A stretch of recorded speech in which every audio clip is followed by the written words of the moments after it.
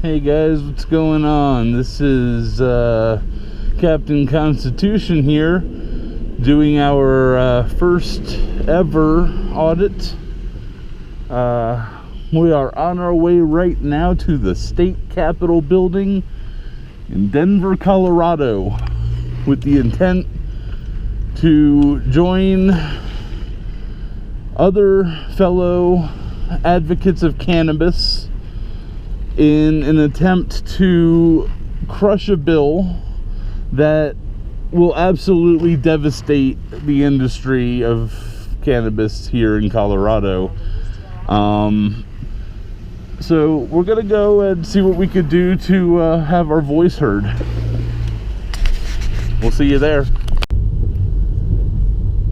Hey guys, so we're still on our way to the Capitol right now, and as you can see, it's pretty rainy out. Thankfully it's indoors. So I want to tell you guys a little bit about this bill. This bill is going to absolutely destroy the cannabis industry here in Colorado. It's gonna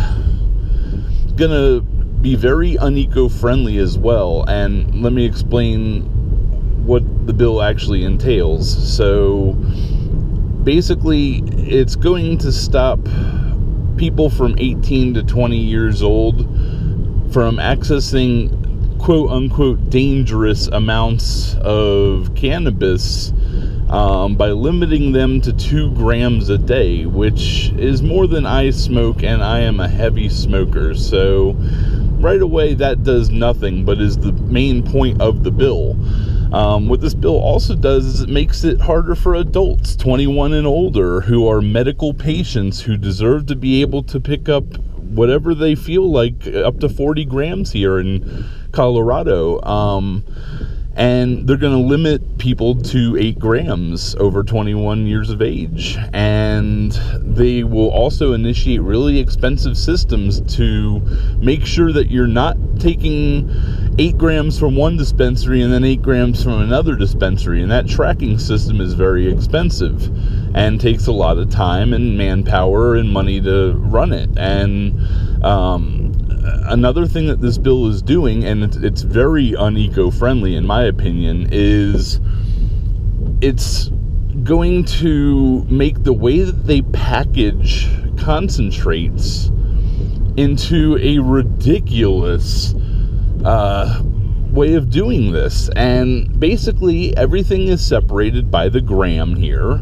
Sometimes you could find things like 3 or 4 gram buckets, but generally everything is separated by the gram in concentrates. And what they're going to initiate is that it separates it into 1/10 of a gram per package. So if you get a gram like normal, which you're still allowed to get 8 of these, you're now having to buy 8 grams for this is 1/10 of a gram per package. That's 80 packages to get what you would normally get out of 8 packages. So 72 more packages for every 8 grams everybody smokes is being put out into our trash, thrown into our rivers and oceans, polluting everything. And you know, this bill just, it makes no sense whatsoever. It's also going to limit medical patients. They're going to have to see 2 doctors now instead of just 1 to get a second confirmation, unless they're your primary. And it's also going to make you have to pay every 6 months to renew instead of every year to renew your med card. These things are absolutely bogus. There's other things on this bill that piss me off too. I hope it pisses you guys off. And we're going to go and we're going to make our voices heard about this bill. We'll see you soon. Alright, you guys, we're live at the state capitol building.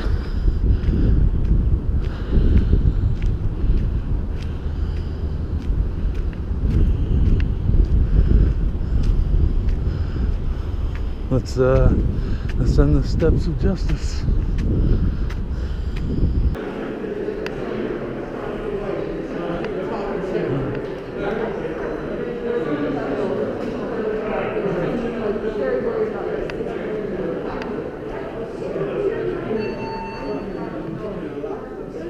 listening. I'm trying to enjoy. Hi there. I'm looking for 0112. 0112. That was the bill number? No, that's the room number. I'm looking for the cannabis. Yeah, so that'll be this one right here? This one here? Yes, sir. Thank you very much. Oh, yes, sir. Did you already, are you just coming in, or are you testifying? I'm probably going to testify. You're probably going to testify? Yeah. So there's a QR code right here for you to sign up. There's a certain amount of people in front of you, so it may take a while, just letting you know. Okay. And also, if you're going to, I'm not too sure. I have a quick question about the camera as well. If you need credentials, I don't know if it's a specific camera or not. I don't need credentials. I'm with the press. Oh, you are? Yeah. Okay, Channel 7? No, I'm with my own channel. I have a YouTube channel. All right. So then you do need your credentials if you're your own press. I shouldn't be having any different policies that they have. Sorry? I shouldn't have any different rules that they have. Well, we need their credentials as well. We stop them right here before they go any further. Could remain anonymous. Alrighty. So then what press are you with? I'm with my own channel. Okay. Captain Constitution. Sorry? Captain Constitution. Okay. Alrighty. Sounds good. So just from what I was told, yes, you do need your credentials. However, my credentials are the First Amendment. Gives me the right to freedom of press. Yeah, yes sir, yes sir. However, we kind of just need the print with us or with you. But I will get back to you with that. Okay, that, all right? sure. Sounds good. Thank you. I appreciate it. No worries. All right, guys, we got this list of rules here. Don't worry, I was struggling with it too. You're not the only one.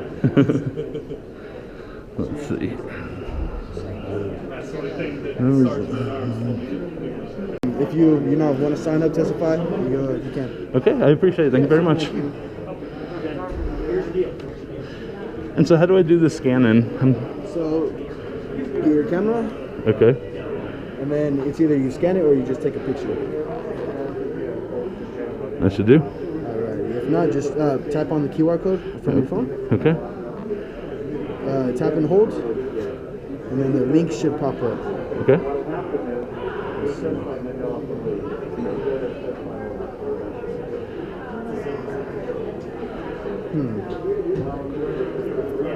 It's been working for everybody, so let's see.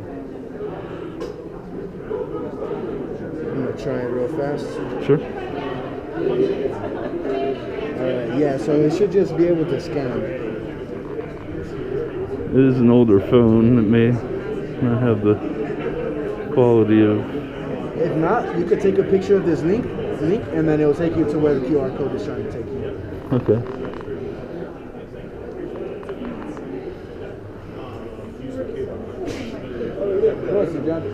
Okay, and how do I do that? I got the picture? Alright, once you got the picture, you should be able to just go ahead and type this into your search bar, and then it should take you exactly where the QR takes you. Okay.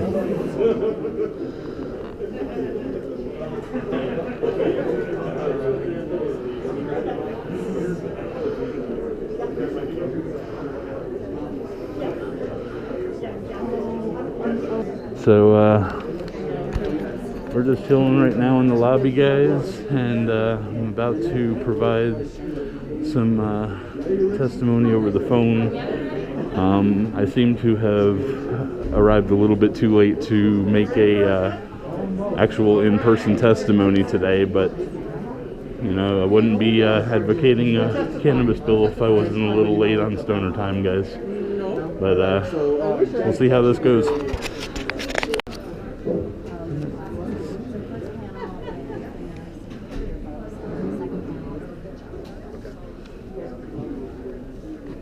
I'm sorry, sir. So, book a chair. Thank you. Alright, guys, we're in. Just gonna spot up front here.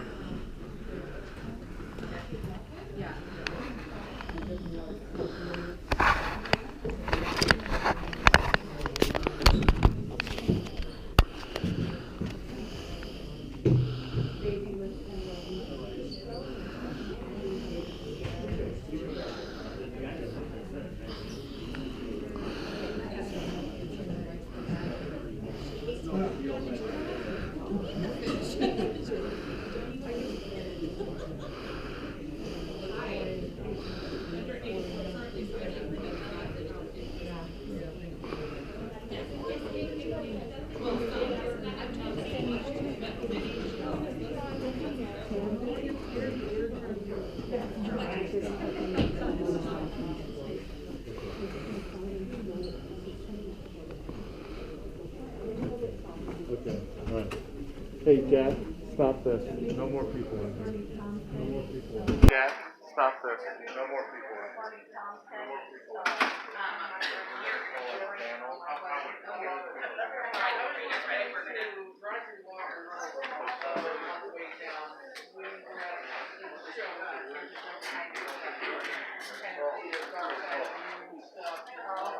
I'm only going to put on a session to the beginning, and then if you want me to stand or if you want to chair. Public and Behavioral Health Committee will come back to order. Hello, bill sponsors. Before we ask you to begin, I'm going to give a few instructions about how we're going to handle this hearing. So I hope that everyone is paying close attention. We are going to have 2-minute testimony, 5-minute Q&A, 5-person panels. We are going to turn the buzzer on, so the buzzer will ring when your time is up, and we are going to ask you to stop at that time. We have 185 people so far signed up to testify, and we are hoping that we can move smoothly, efficiently, so everybody has time to share their concerns or their support for this bill. I will repeat these directions again when we get to the witness testimony phase, but just wanted to alert everyone online what the plan is going to be. Bill sponsors, who would like to introduce House Bill 1317 to us? Mr. Speaker. Thank you so much, Madam Chair, and thank you, members of the committee. Sorry, I was a little late. I actually went to the wrong committee. But really appreciate everyone's attention to House Bill 1317. House Bill 1317 is a piece of legislation that reflects enormous amounts of time spent trying to collaborate with members from the industry, from the patient community, from the parent community, from the K-12 education community, and the medical community on how best to move forward. And with the fact that we are hearing more and more about how the market is changing away from traditional flower and more towards concentrates, which are high potency concentrates that are made through the lab and are becoming a bigger and bigger portion of the purchased products here in Colorado. This started for me a long time ago. In 2015, I stood before the House articulating my concerns that the state isn't and hasn't done enough to think through the impacts that this has on teenagers and the impact on the developing brain. What you have in front of you is a bill that tries to accomplish 3 things. 1, it creates a research arm through the School of Public Health to look at all the research, to do a meta-analysis of all the research that currently exists worldwide on high-potency products, to fill in any gaps that exist. It creates a scientific research council to take that report and make recommendations to the legislature on what to do moving forward. And so the reason that Colorado has to take the lead on public health research is because the federal government has failed to do so. The FDA, the NIH, nobody has looked into the links of high-potency products on the developing brain and the impact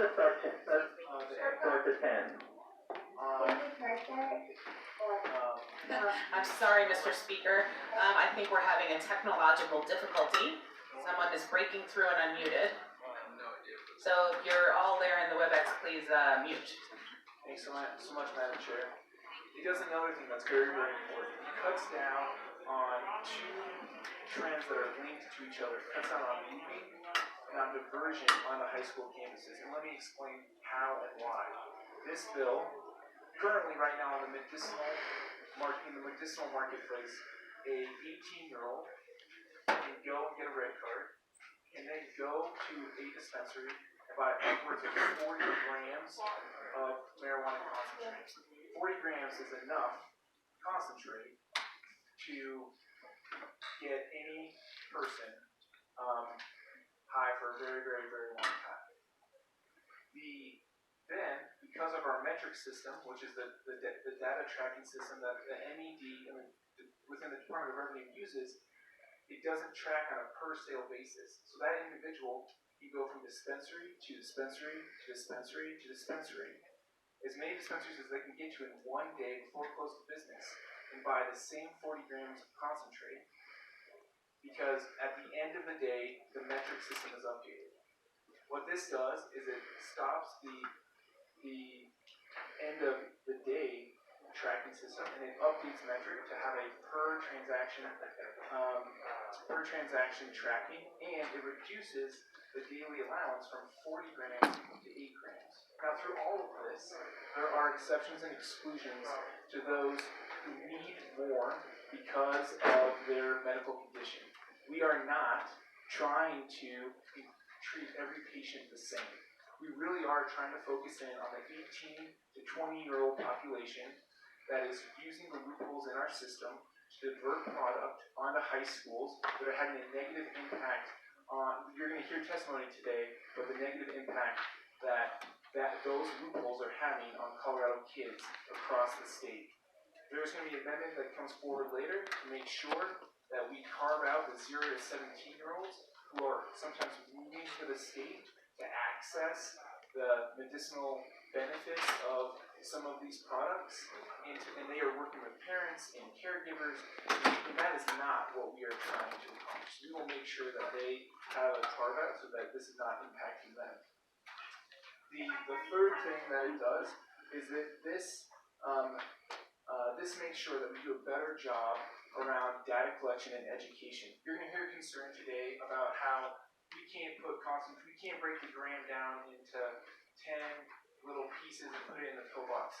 Okay, I'm fine working on that between now and committee, and if this gets out of committee on the second. The most important thing to take away from what we're trying to accomplish here is if I'm a first-time user, and I'm a high school student, and Representative Sirota, if you don't mind me using you as an example, are loading up the titanium nail that I'm using to dab high-potency marijuana concentrate, I want to have something on the label that me, the consumer, knows that you have loaded up the titanium nail with too much concentrate, and I don't want to have what I call a Marine Dowd moment.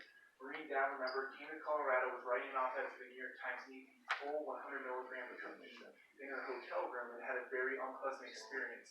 From that moment forward, the Colorado legislature stepped in and did a better job of dosing out edibles so that consumers knew to go slow and to not overconsume, to take 1/10 of the cookie, 10 milligrams of the cookie, and not to take the full 100 milligrams. I am fine if it's a picture on the label, however we need to do it to make sure that we're not creating an undue burden on the manufacturers and others. I'm totally fine with that, but we have to do a better job of educating our consumers on the impact that they are going to experience when they consume these high-potency concentrates. So I thank everyone here who's going to testify. I thank all of you for your patience. I know that this is going to be long, there's going to be some difficult testimony, but this is a very important issue, and Colorado needs to continue to lead on the regulation of marijuana to make sure that we're protecting the public and doing it in a way that doesn't try to, prohibit the industry or anything like that. That is not what we're trying to do. This is a well-balanced, thoughtful approach, and I hope you're in your eye. Representative Carabeo. Thank you, Madam Chair, and thank you to members of the committee for what I know is going to be a long and intense night. These issues are emotional. And they're personal because they have to do many times with medical treatment and what is thought of and used as medicine. But my career as a pediatrician has really overlapped exactly with the legalization of these products in Colorado. And because of that, I've been able to see the trends in the use of these products among young people. In the last year alone, I've actually had 2 patients whose care really brings up some of the issues that we're seeing with the use of these high-potency products and how regularly they are used. I've been involved in the care of a 16-year-old young man with a history of depression and anxiety who probably was using these substances to self-medicate and ended up spiraling out of control because of the use of these substances. He's been in inpatient psychiatry units twice now during our care of his mental health issues, which usually we can actually handle quite well as pediatricians because we do it every day.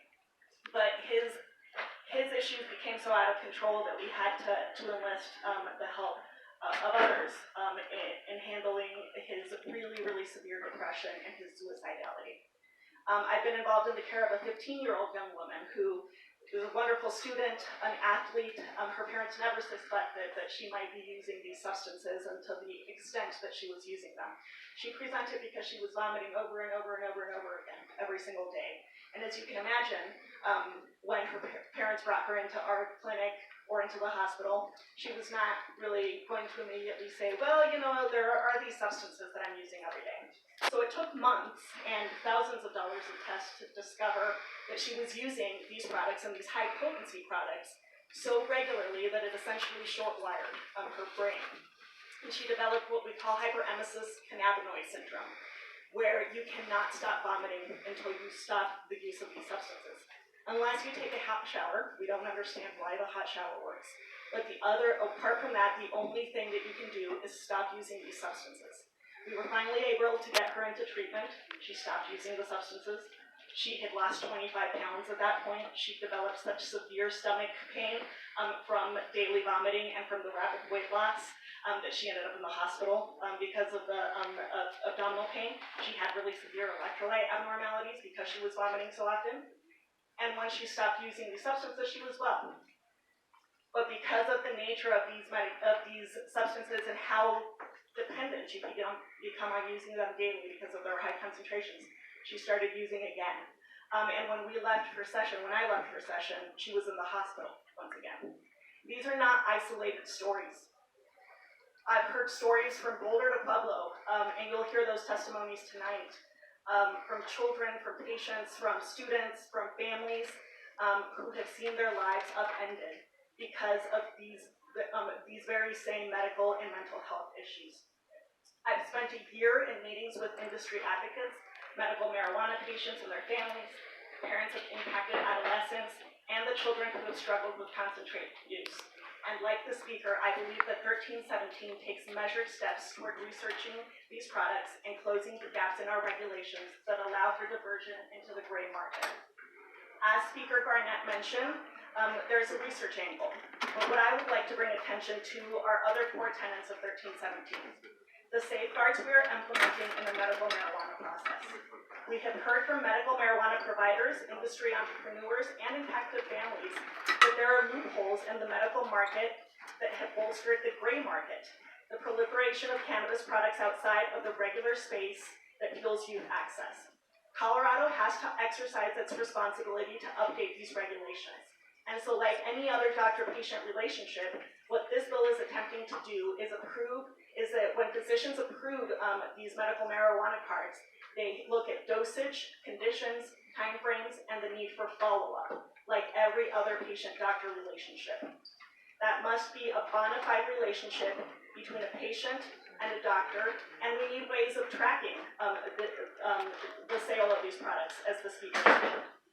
By implementing common sense measures to bolster physician requirements and to expand our sales monitoring system, I believe we're taking key steps toward limiting abuse of our medical marijuana program and slowing social resales of these products to adolescents who do not need to use them for medical use.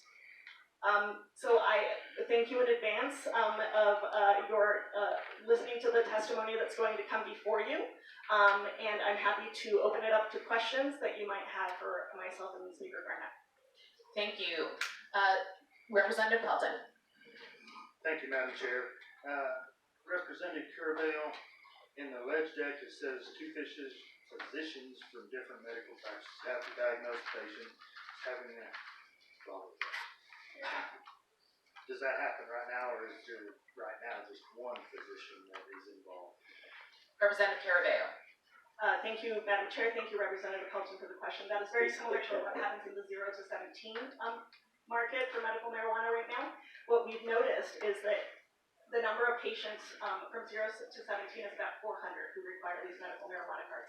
That really balloons into about 4,000 once they turn 18 to 20, and we believe that a lot of this is what's leading to the looping of these products into high schools. As you can imagine, about 50% of 18-year-olds are still in high school, and so when they have access to these cards, what we think is a lot of times the products that they are recommended end up in the hands of children who are not being seen for these medical issues. So what we want to do is tighten it, just as we have for 0 to 17-year-olds, so that they also have to see to prescribing or recommending physicians, like we do with younger kids. Representative Pelton. Thank you. So, in my mind, over the line, all this could be an actual reduction, say to Medicaid, because of, the closing the looping and things like that.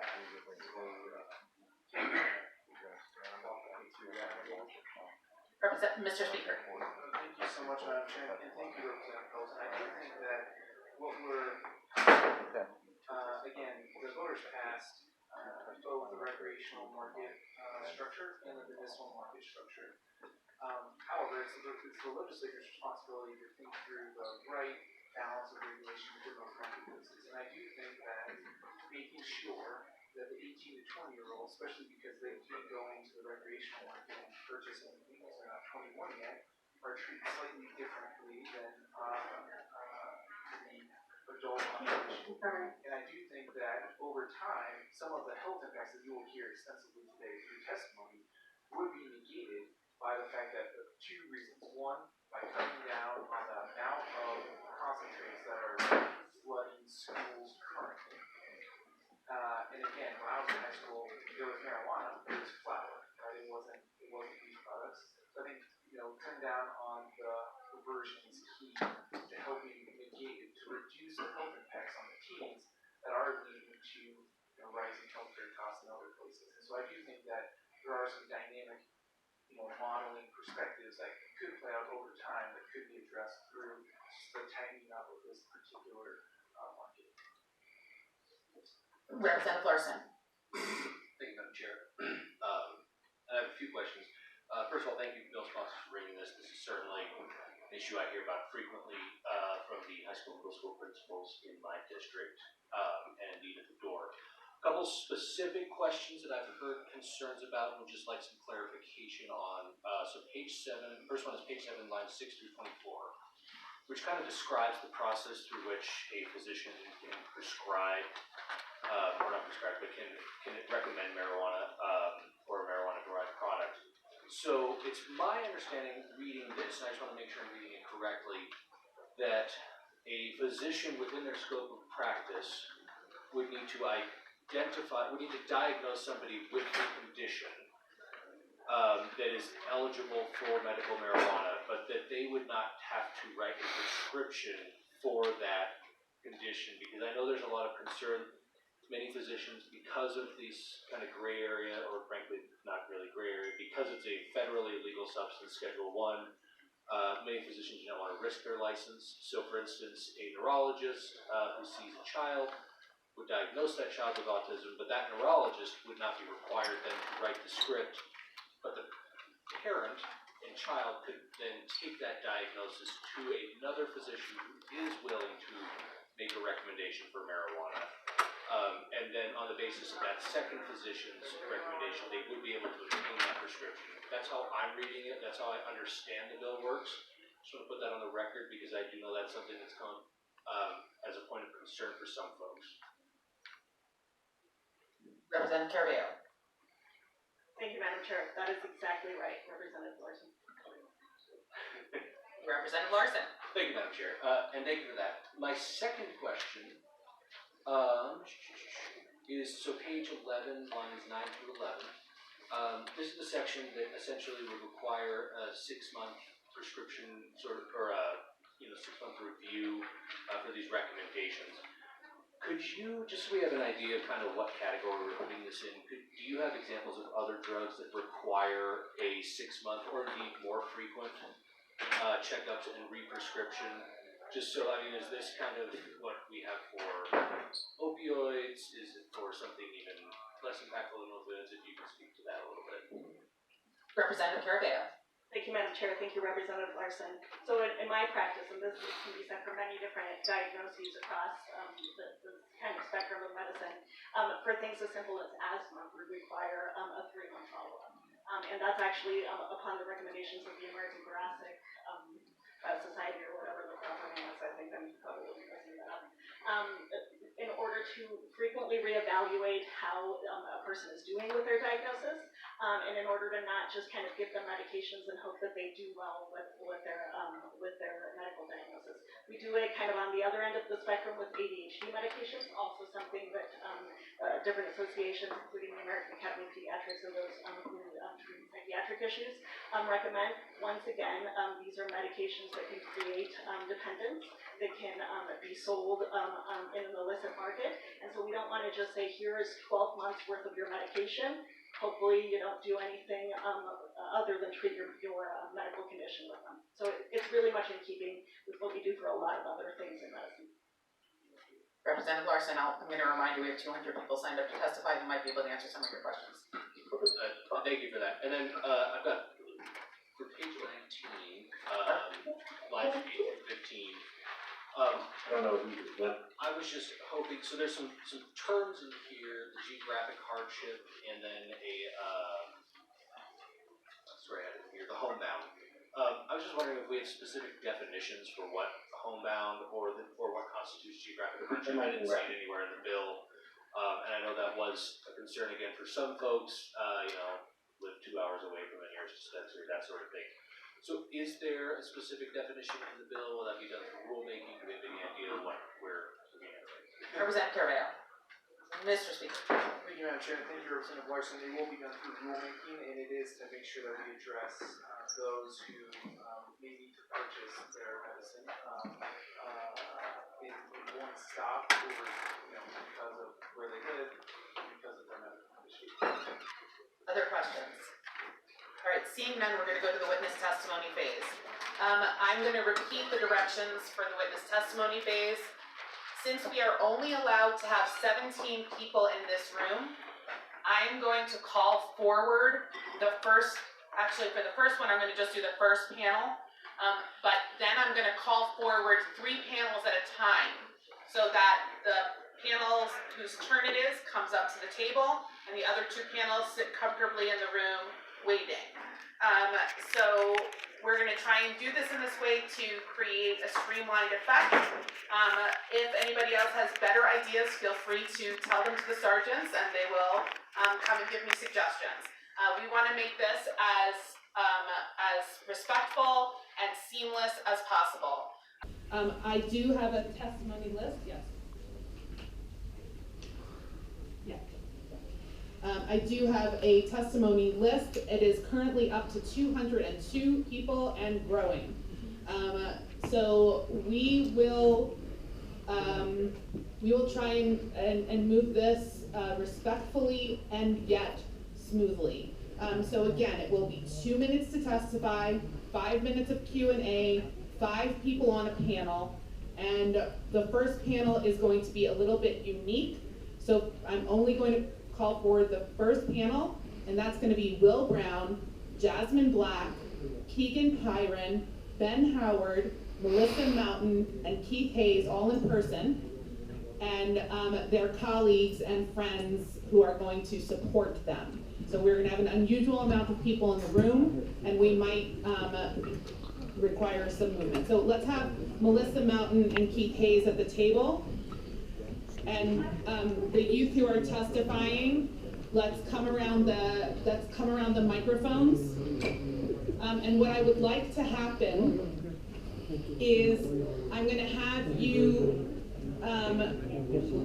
for the youth. I'm going to have the youth testify first, and you can stand near your colleagues. But I want each of you to introduce yourselves, and then we'll call on those youth who are speaking. But I want people to know who are listening in that you have people around you. So are you guys the support team? So come to the microphone and introduce yourself and who you represent, please.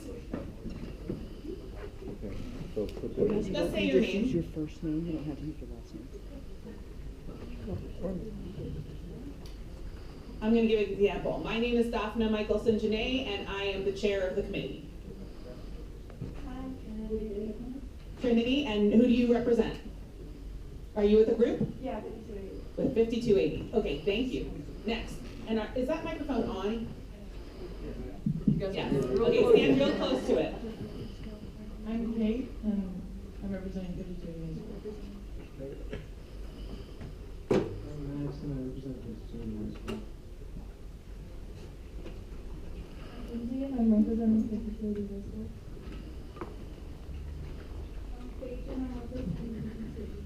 Okay, thank you. And we will start with Will Brown, please. And remember to please speak very close to the microphone. One thing I forgot to say is, you have 2 minutes and there's a buzzer that is going to sound when your time is up. Please stop immediately. Okay. Hi, I'm Will. I'm 17 years old. I've lived in Colorado since the first grade. I'm in support of Bill 1317. Marijuana concentrate has had a considerable impact on my life. While I've been sober for over a year, I previously did drugs for 2 years before that. The last 6 months of my drug use before I got sober. I have to ask you to step out to the overflow was room. I primarily need that using high change over concentrated here. THC and pills. During this time, I used THC, it impacted my mental health dramatically. I was in and out of psychosis and living in delusions. I thought I was living in a different dimension. And even once came around to find myself cutting myself around and saying I was delusional. I attempted suicide 3 times in a 5-month period as a solution to my problems. Can I sit over here? This is for Representative Carabeo. She's going to be sitting here. That's when let's see if that opens up. Thank you.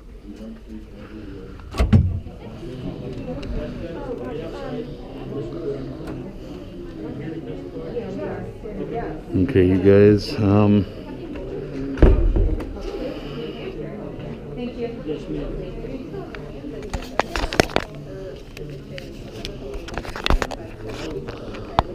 Alright, you guys, so they kicked us out for temporarily while these guys are making their statements because of lack of room.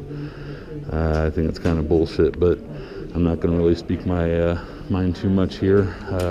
I do want to stay around and listen.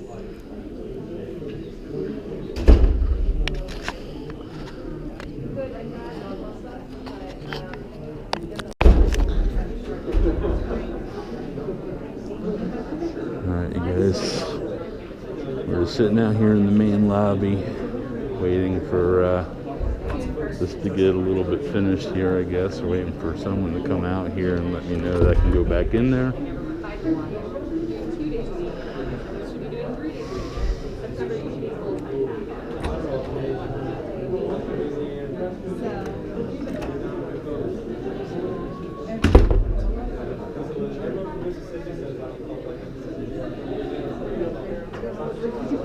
No, I didn't. They're rotating people out. Gotcha. I'm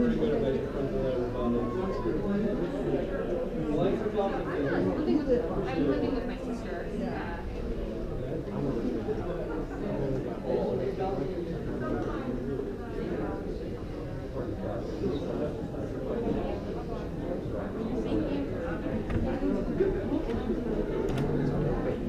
So we got that group? We're still about this now.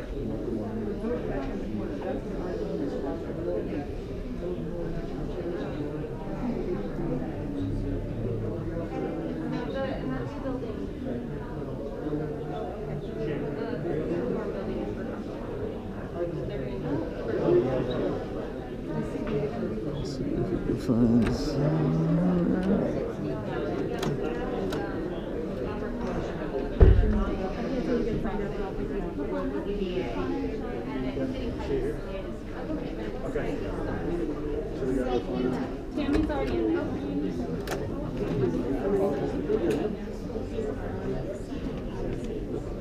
You were inside. I was inside. They kicked me out for some reason. I'm not sure why. Probably because they have panels with doctors and that sort of stuff. In multiple peeps. Okay. To hear the panel to the professional panel first, then they listen to the people type of thing. That's probably why. Okay. Well, do you think they'll let me back in there shortly? Oh yeah. Okay. They should. Yeah. Okay. I've never known them not to. Okay. Great. So, what I am going to ask you to do is you're going to be more comfortable with this. Ask you to wait out in the foyer. Because it's going to be probably, you're listening to it now, I assume? Yes. And you can hear your name, right? Yes, sir. Okay. I just wait out there until I call your name. Okay. Yeah, and just come in here and if someone says, I'm Jeffrey so-and-so and I'm supposed to be here to testify. Okay. That way you're not standing there. Okay, great. Okay. Sure. I appreciate it. Thank you.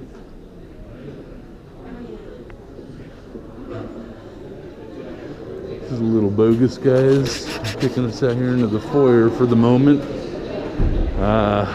Like I said, under normal circumstances would be voicing my opinion a little bit louder than I am right now, but simply due to the fact that I would like to get back in there and hear more about this and see the other side.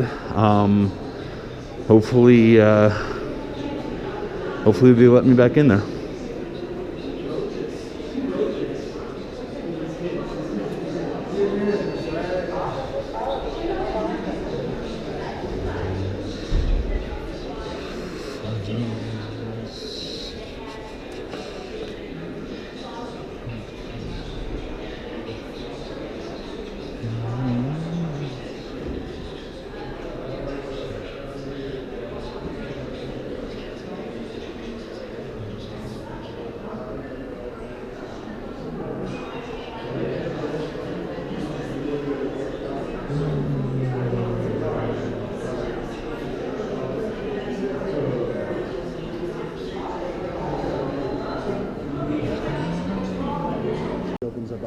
There's just a lot of testifiers that we have to get through. Okay. I'm sorry. Do you know about how long that usually takes? It could range from an hour or so to whoever knows. Okay. So the gentleman was already sitting there, but we had to make it to the house. So maybe one of them see what he does. Do you have a phone with you, a cell phone? Yes, sir. You can listen live to the committee meeting. Okay. If you just go to Colorado General Well, Assembly. I'm with the media, so I'm trying to film this live. I'm not trying to just watch it. Which media are you with? I'm with my own private channel on YouTube. I'm sorry? I'm with my own private channel on YouTube. Oh, okay. Yeah, there's only certain press credentials that they accept, to get access. Well, they should all accept the First Amendment. No, they understand that. Believe me, I understand that. Otherwise, we'd have 400 bloggers down here that we want in the committee room. So we have nothing to do. Is there a problem with that? Yes, the room holds 16 people, I think. Well, I mean, I was in there already. Why would you kick me out for? To make room for a witness that's going to testify. Okay. But like I say, you can listen to live to everything, and you can record it. You can have a device to record on your phone or anything like that. So, but that's not my call. Well, I mean, that's kind of bogus there. Whose call is that? The building does not hold that many people. I'm aware, but I was already in there. I know you were already in there, but you're not testifying, and it's unfair to people that are signed up to testify to be pushed out by somebody that's not testifying. Does that make sense? Sure, fair enough. Okay, that's the only reason. Okay, so when they're finished, I can go back in? Probably if there's a seat open, yeah. Okay. Okay. Sorry about that. No worries. I'm just trying to make sure everything's legitimate here. I understand.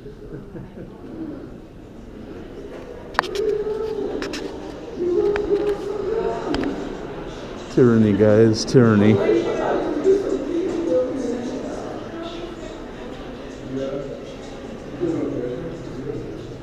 Real quick, sir, can I just have your name and position? I'm sorry? Can I have your name and position? All right, yeah, I'm Sergeant at Arms. Okay. And we have press in there right now. I think it's Channel 7 in Denver. Okay. They have a press credential that's been approved by the people that do that, okay. Which is not me. I understand. There you go. Thank you very much, You sir. bet. Just for the camera. Thank you. You bet. Oh, sorry, sir. All right, you guys, so that's Chief Sergeant at Arms, John Judson.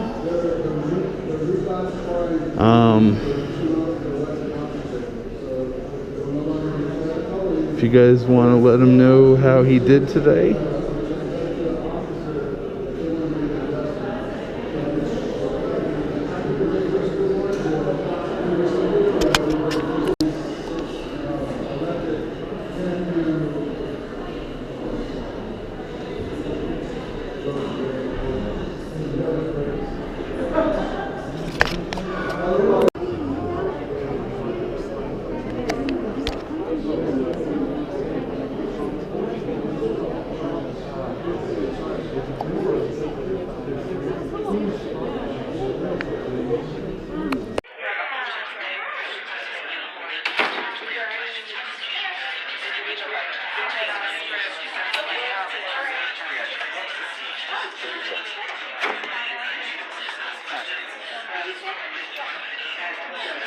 So several people just came out.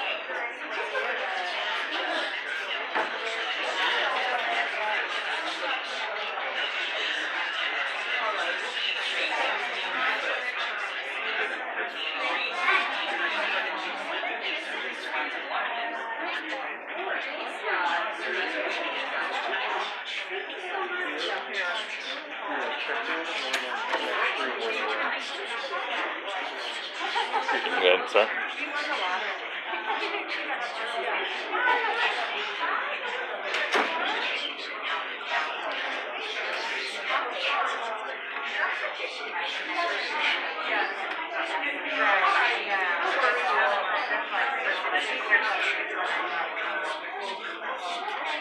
This guy here is a tyrant, yo.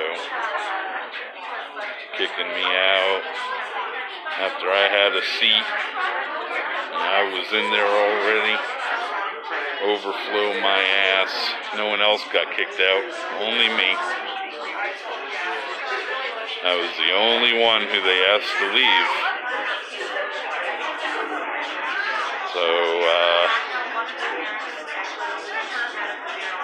yeah, I don't know what he's thinking, but if I don't get back in there, he just became my story. I'm okay with that. Let's see what he's doing. Yeah.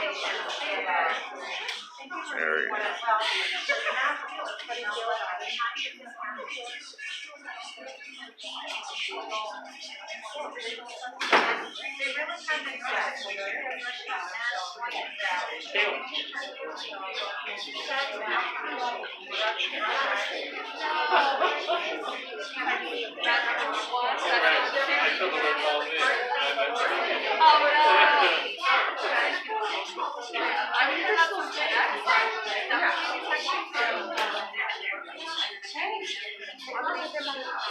I'll be right back.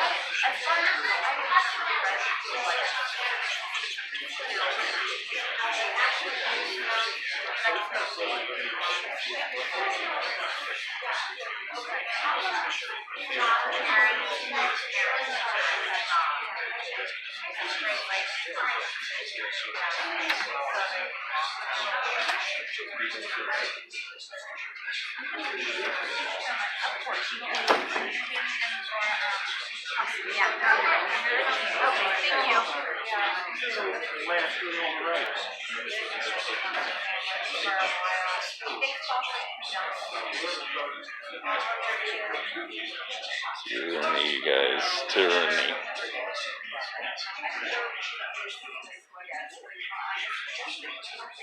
I make the rules. I don't follow the rules, I just make them. Grrr. It's a Tyrannosaurus Rex, you guys. Bum, bum, bum, bum, bum, bum, bum.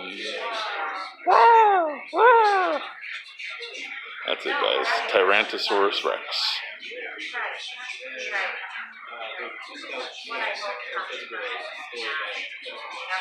I have a good feeling, you guys, that they're not going to let me back in there. And that's unfortunate. These guys are very courteous. I was hoping to give them all a very good review. But if they don't let me back in after those speakers have vacated already, then that's tyranny, you guys.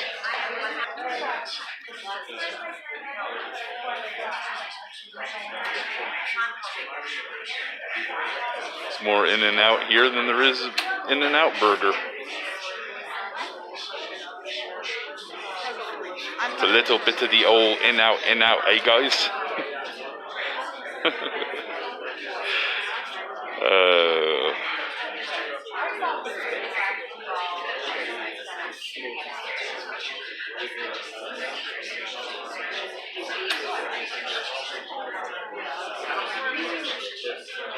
Tyranny is a dish served best lukewarm with lentils, you guys.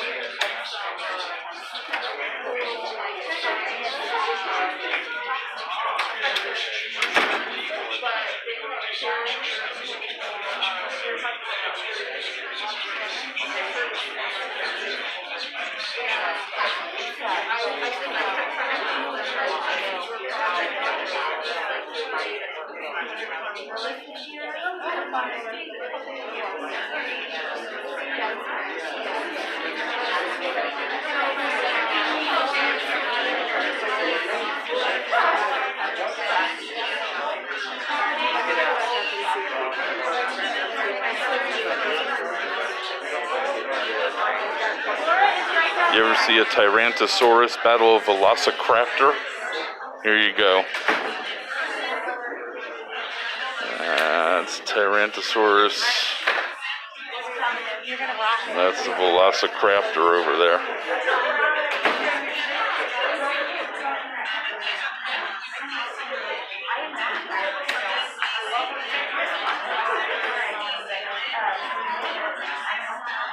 Oh, he's exercising his First Amendment. Let's kick him out of the room. We need to create overflow. That's what he said. Overflow. Bogus. Bogus. You're a tyrant. And folks, this is the Capitol building in Denver, Colorado. Just so you guys know.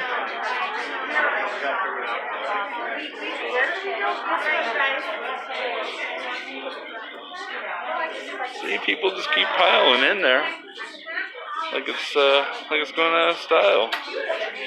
Got tons of people going in. I guess they're all testifying, but still, like, come on, guys, let me back in there. Back in there.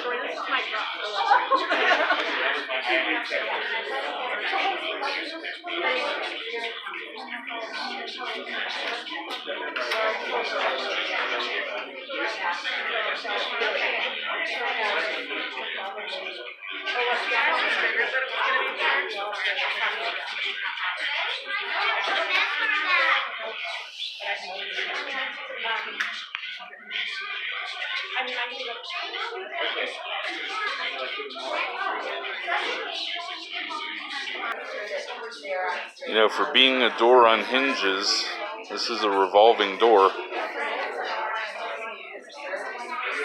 Revolving, meaning revolution. I could think of another thing that needs a revolution, not just this door.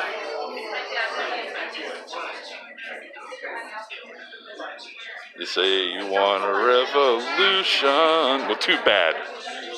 You get tyranny instead, you guys. Too bad.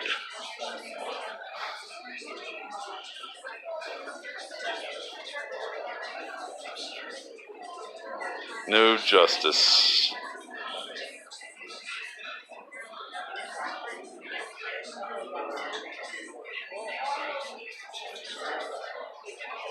Kicking us out.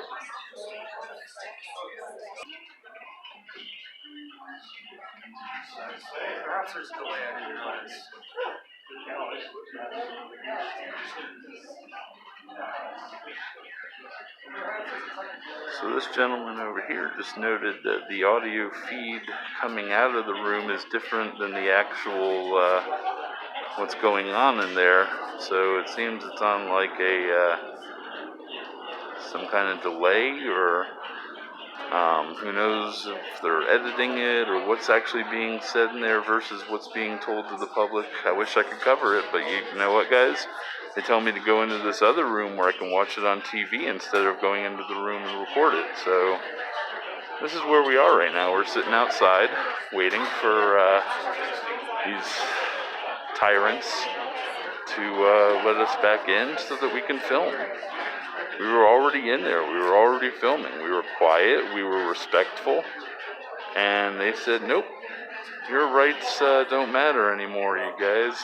You can't sit in on this public hearing. It's a public hearing, you guys. So it's open to the public. And there have been more people in and out of these two doors right here that lead into that room than there were people in there when I was in there. And they said they'd let me know. Go wait out in the foyer, they told me. They told me go wait out there. Yeah, well, I'm not waiting out there. I'm waiting in here. And we'll see, guys. We'll see. Hopefully they let us in. Hopefully they let us finish recording. Hopefully they stop being tyrants. But let's see, guys.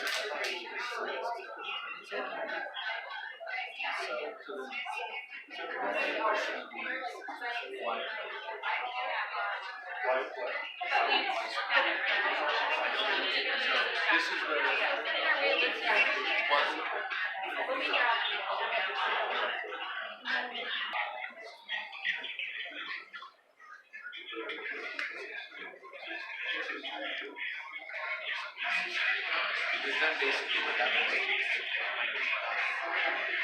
But that's the case. I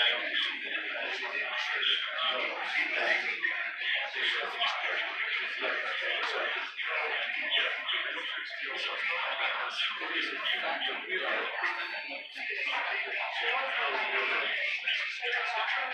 Masks must be worn at all times beyond this point.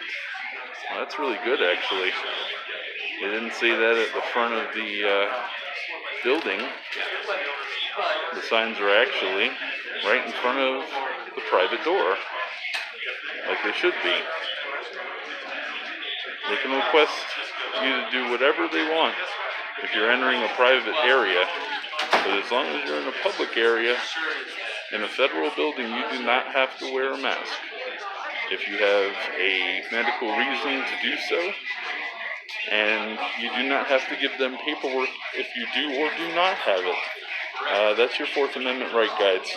And I'm just glad to see that they're practicing that and asking beyond this point for you to wear a mask. Good job.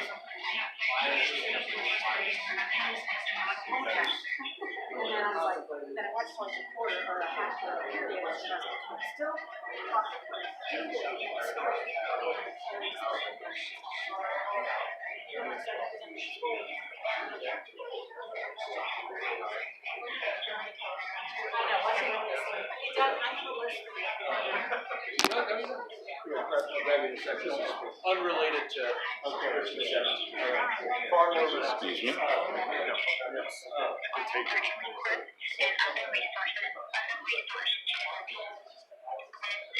In committee rooms, you guys. That's a good thing. In committee rooms.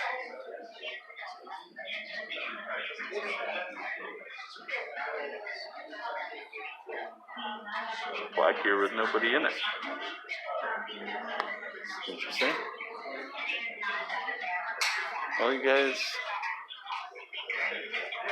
I'm not entirely sure whether they'll let us back in there or not. But people seem to be coming in and out of there.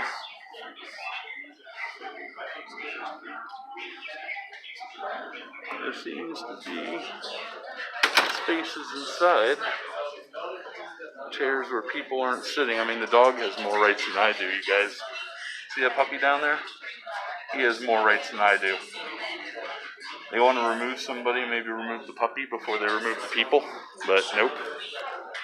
They won't do that. He has more rights than I do, you guys. Excuse me.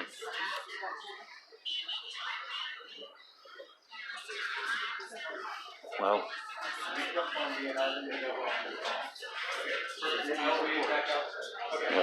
they let that puppy go on in there and take up floor space, but not the YouTube reporter, you guys. They don't like us. Tyranny, you guys, tyranny.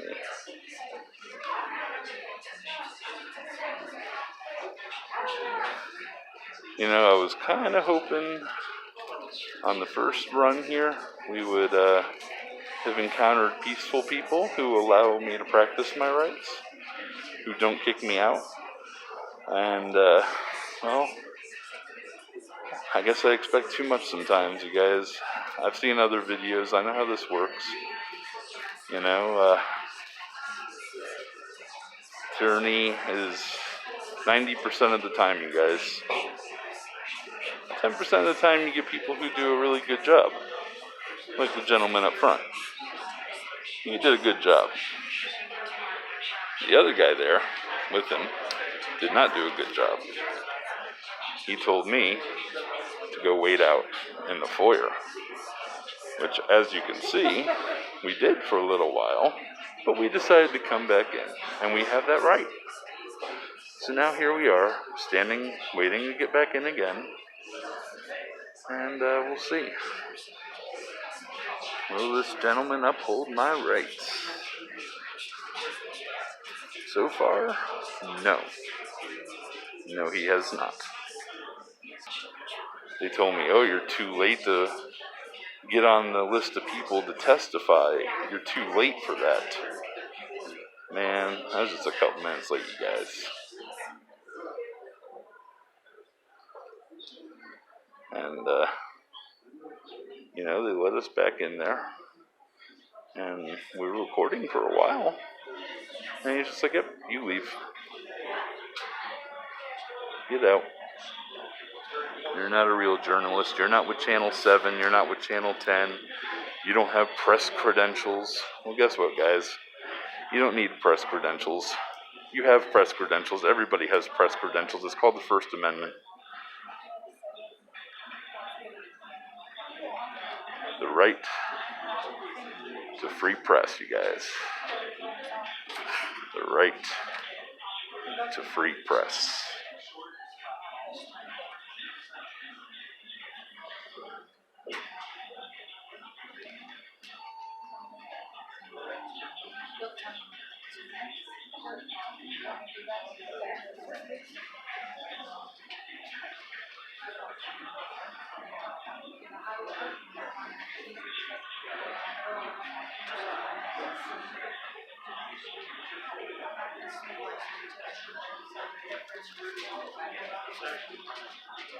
Just so you guys can maybe see here, there are empty seats in there. That one there.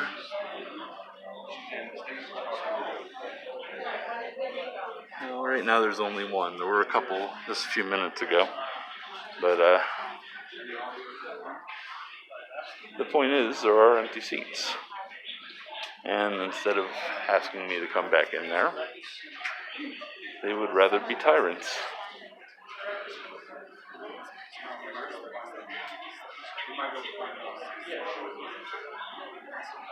Maybe I should have sat in back, you guys. Maybe they wouldn't have bothered me. Nah, they still would have bothered me. They didn't solo me out because I was right up front. They soloed me out because I had a camera. And I'm on a YouTube channel.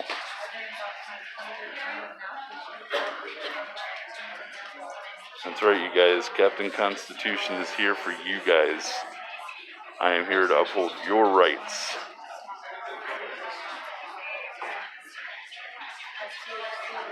See, the federal government and its employees, they don't have to take a history exam like incoming immigrants do. They don't have to take any kind of test to prove that they're smart enough to do the job and know their laws that they're upholding. I mean, let's face it, guys. Police are not lawyers. They're not. They didn't go to law school, and this is kind of a problem because we have staff from federal employees that are doing the wrong thing, and most of the time it's because they're uneducated. They don't have to prove their intelligence, and that's why they're usually the bottom rung, and people don't like them because, well, they're not smart. And they'll get you on charges. And, if you don't know what you're doing sometimes, guys, you gotta be careful, because they will get you on charges. They'll make stuff up. They'll get you on things like, they'll try to get you on trespassing charges, or you just gotta know what you're up against and speak your mind. And just remember, you have the power behind you of the First Amendment, you guys, and it's a wonderful thing. People don't know enough about it. People are afraid of cameras. People are afraid of speaking out. And we are here to tell you guys that if you don't speak out, well, that's when we turn into North Korea. That's when we turn into China. That's when we turn into a government that's, incarcerates its people. I mean, here in America, we have more people incarcerated than in China and Russia combined. China has 1 billion people. That's 3 times what we have, you guys. And we have more people in jail than they do. And that's a problem because, if these federal employees can't do their jobs, then that's tyrannical, you guys. And we just can't have that. I encourage everybody to go out and do this. And just practice what you know, you guys. I mean, you don't have to be brilliant to do this job. You just have to know your rights and the extent of which they can go. Everybody here has been very cordial and polite. They have been very open, and they've been very polite. But that doesn't stop them from being tyrannical. And that's a problem, you guys.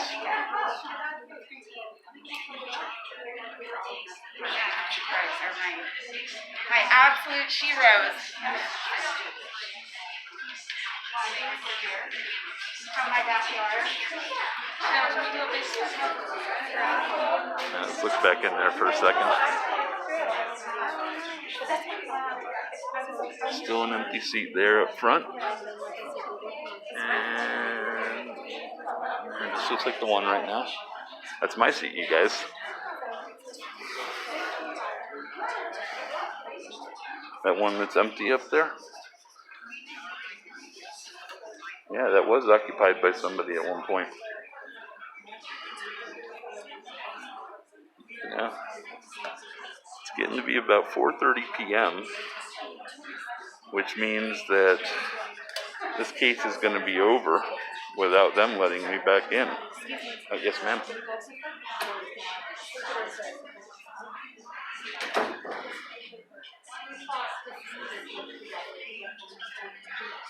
Are they going to come and be like, hey, come on back in? Nah, they're not going to do that. Tyrants, you guys, tyrants.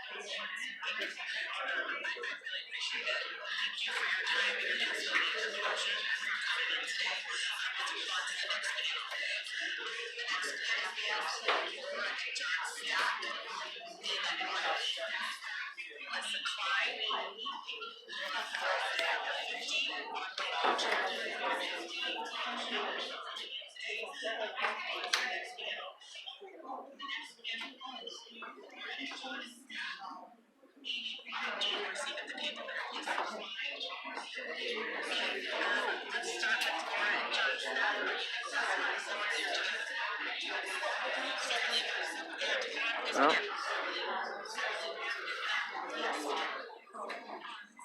I guess I kicked the puppy out too, you guys.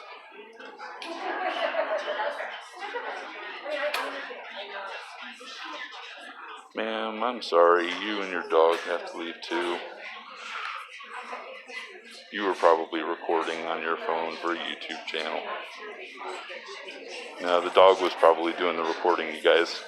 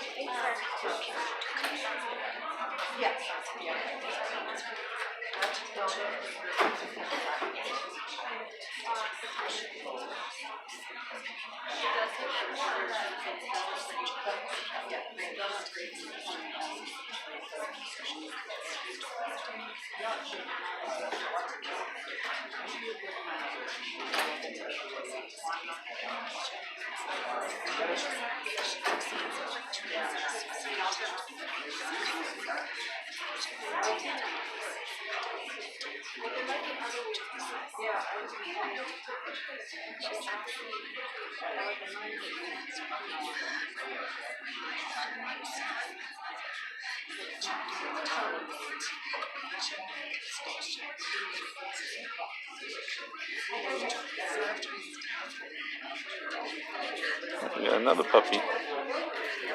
Couple puppies, actually.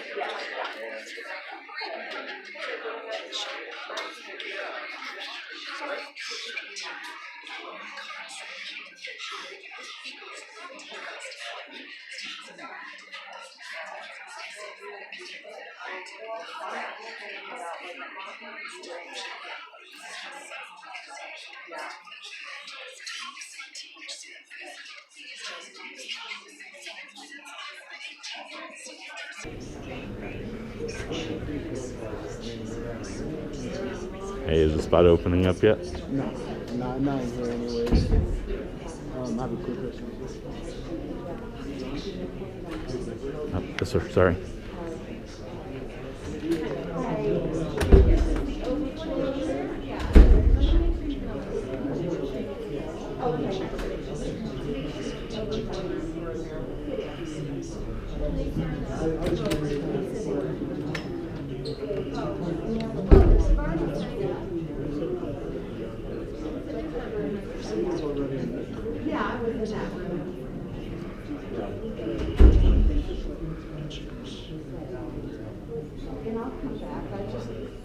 Okay.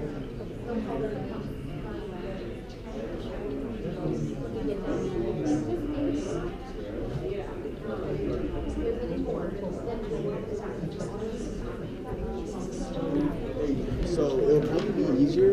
So you said you're recording just for your viewers, correct? Yes, sir. Alrighty. So they could hear if you go inside one of the overflow rooms. It's the same thing as being in here. Just so you could have it for your viewers. You know what I mean? It'll be better than standing here in the corner with the camera.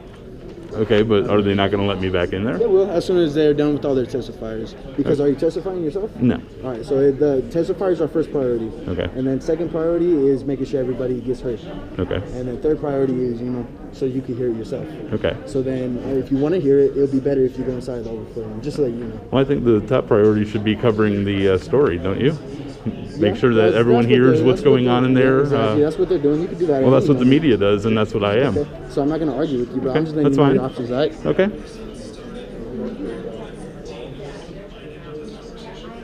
Yep, I'll just wait. I'm going to get my story, guys. If they don't let me back in there, he became the story. So, we're going to see.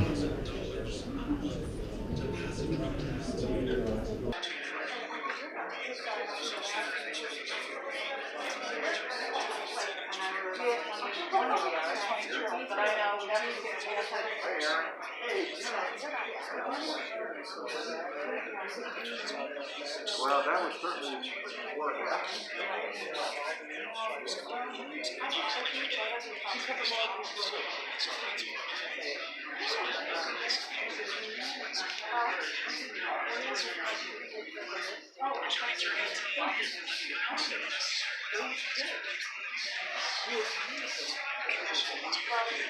Let's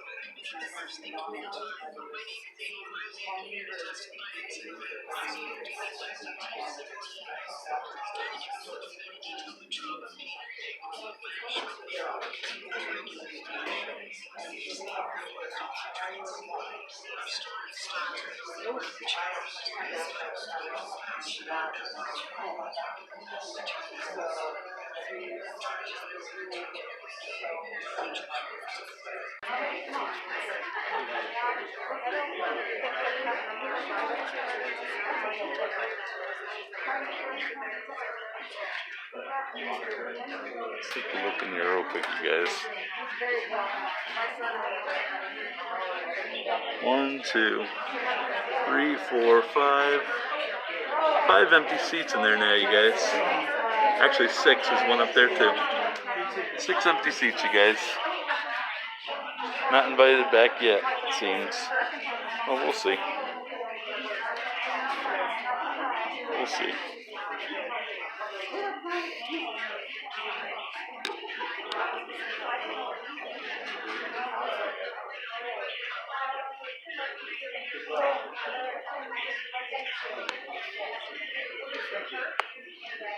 Excuse me, sir. The overflow in that room seems to have died down. Can I go back in there yet?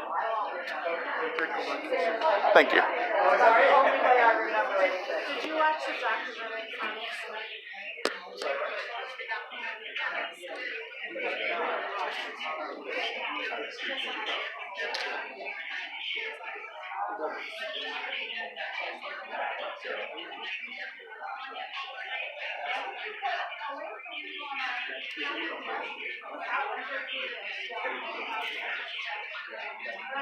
See, that gentleman's nice. He's willing to at least try for me.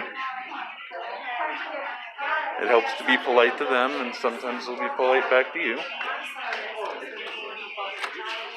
Let's see what he says. He has no good reason to say no.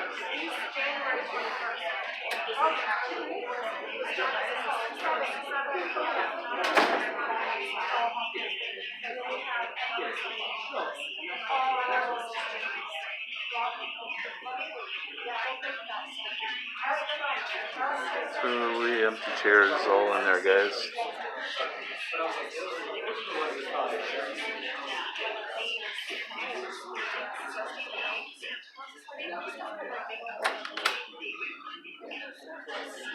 Sir, thank you.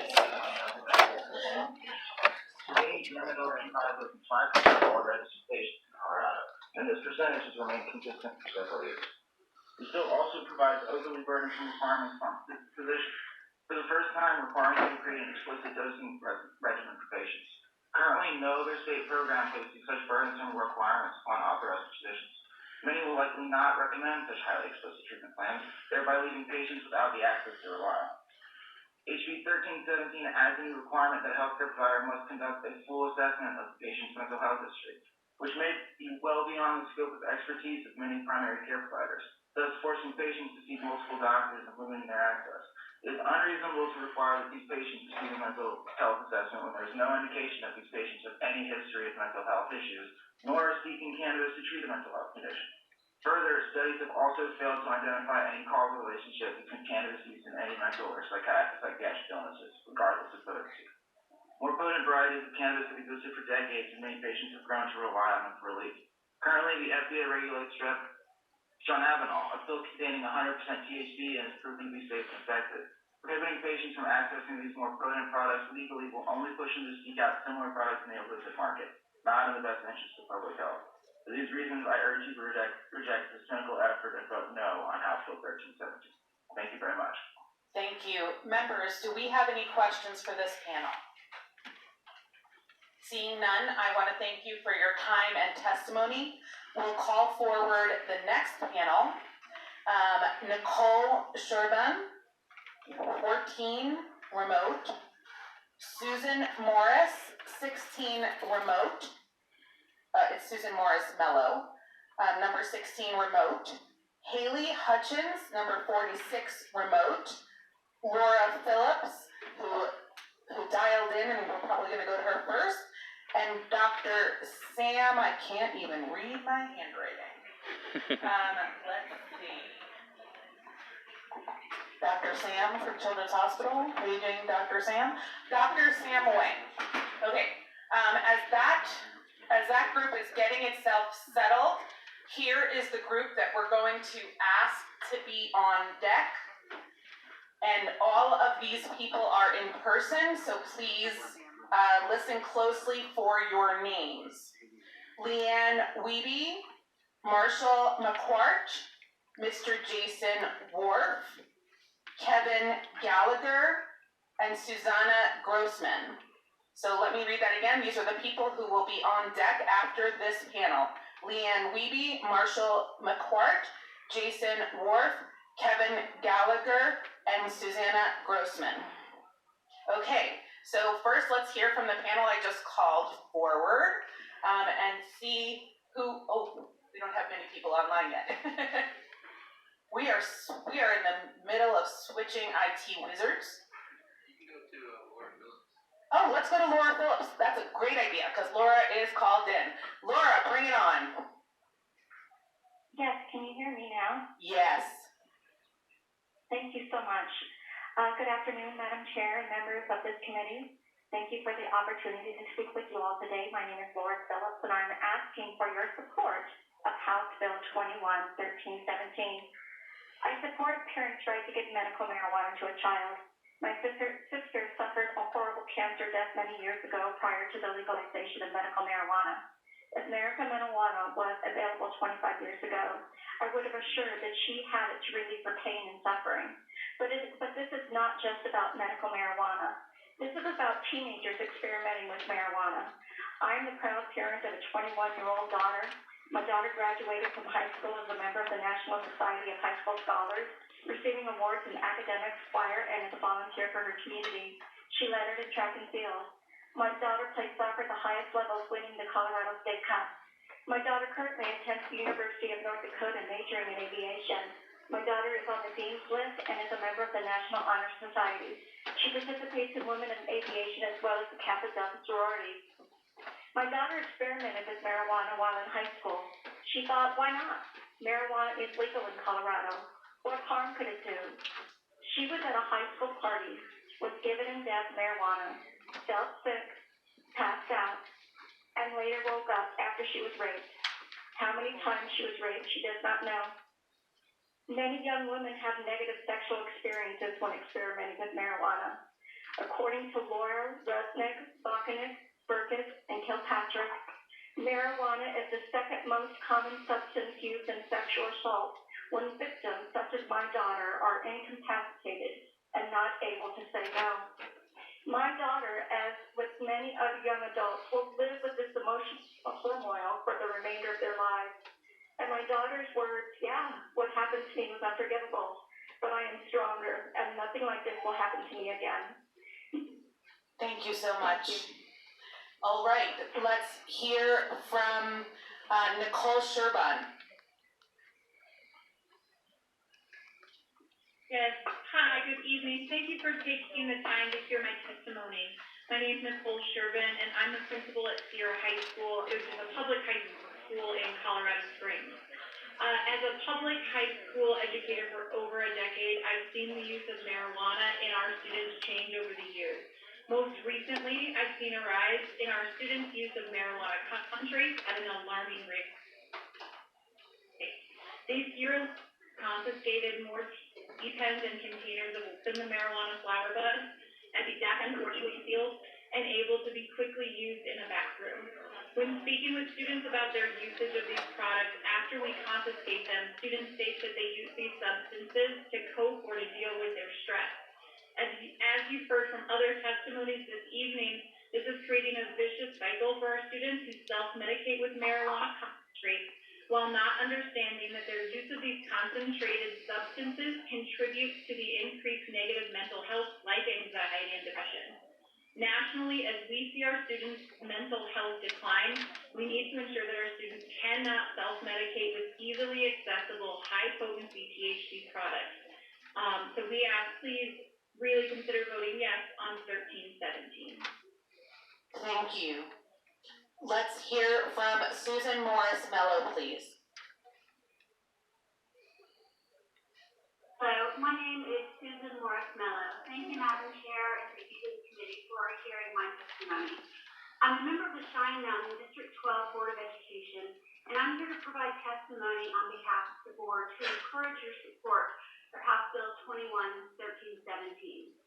Our district and many other school districts around the state have been increasing mental health staffing year over year due to increasing mental health issues, self-harm, and suicides in our population. And as you all well know, teen suicide rates have been dramatically increasing in Colorado over the last several years. As a school board, we're concerned about research published in prestigious medical journals such as The Lancet showing harmful effects of high-potency THC marijuana and marijuana concentrates, such effects including psychotic episodes, greater risks of dependence, and lower self-esteem, especially in the cases of the developing brain in the teenage population. It's critical for the state of Colorado to examine scientific, evidence-based research regarding the risks associated with high-potency marijuana products.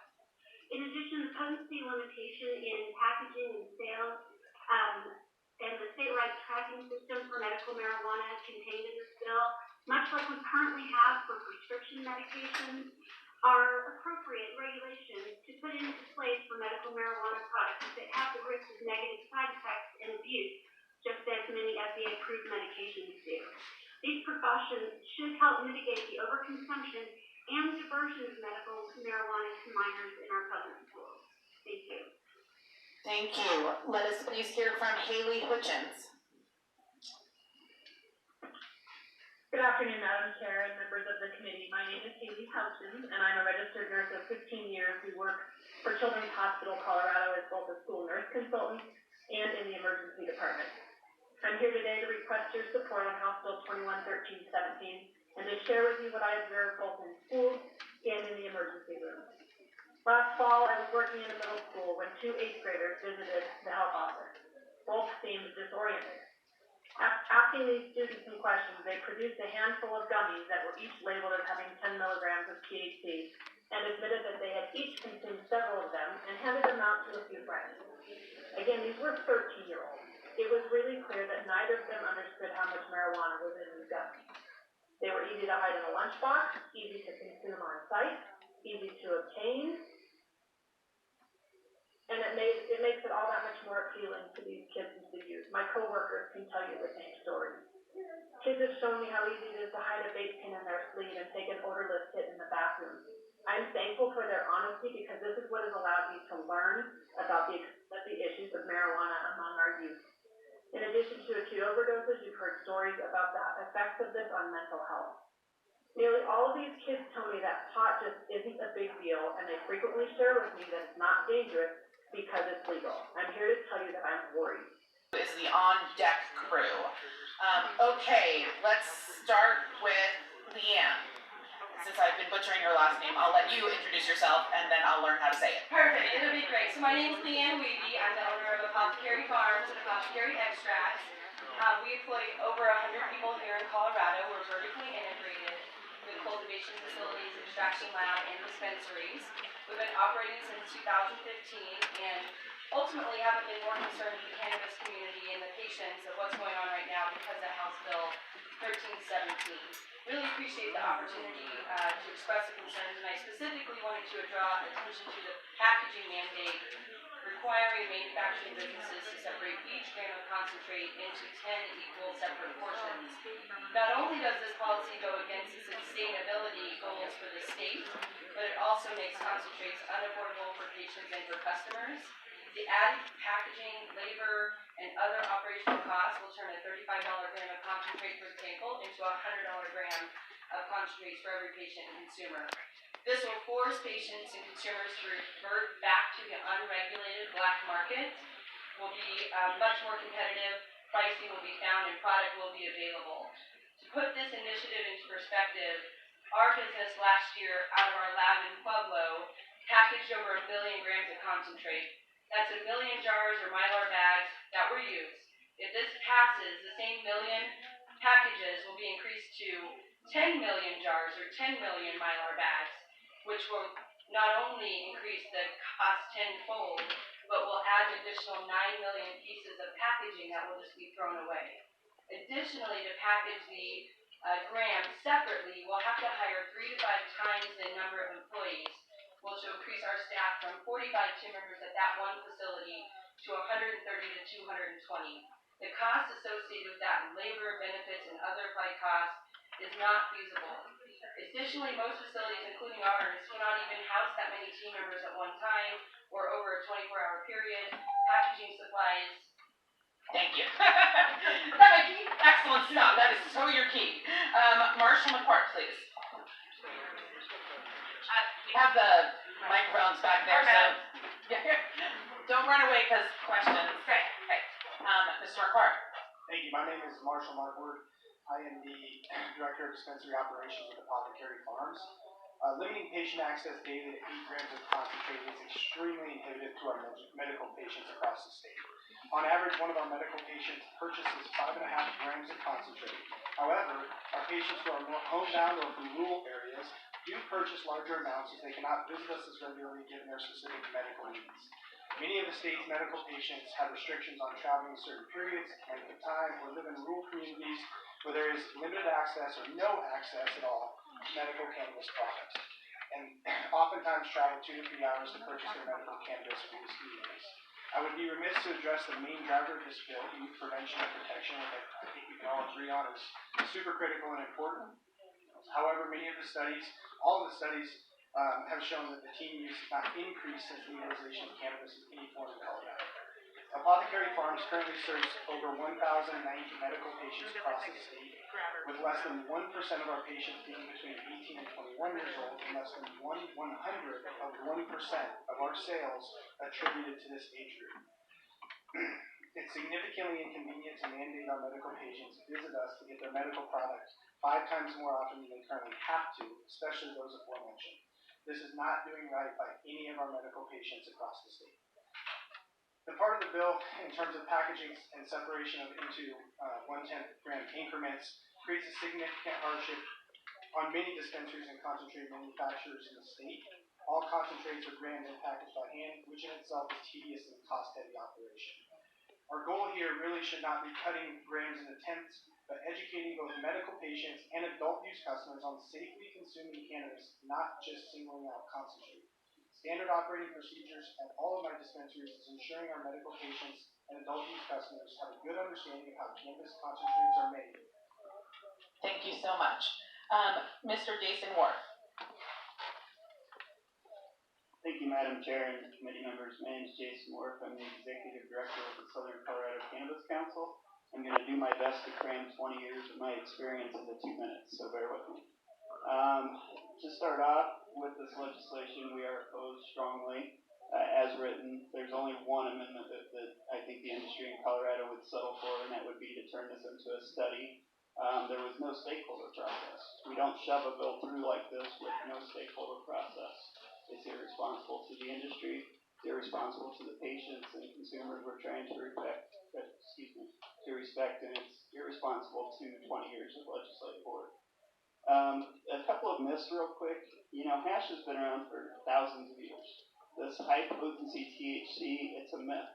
Hash has been found literally in Egyptian tombs. It's nothing new. And there's been claims in the media that the industry was worked with on this. I'm here to say we weren't. The majority of us only saw the draft when it was leaked to us last Thursday night. Here we are 3 days later in committee. The data collection on patients is absolutely unconstitutional. I think that's, really every key point in this bill has already been debated. That's been thoroughly debated. It's been debated through the courts. The same would go with any limits placed on consumption by a patient. There's things we can debate in medical, absolutely. Access is not one of them. There are at least 4 dozen cases going all the way up to the Colorado Supreme Court protecting this right.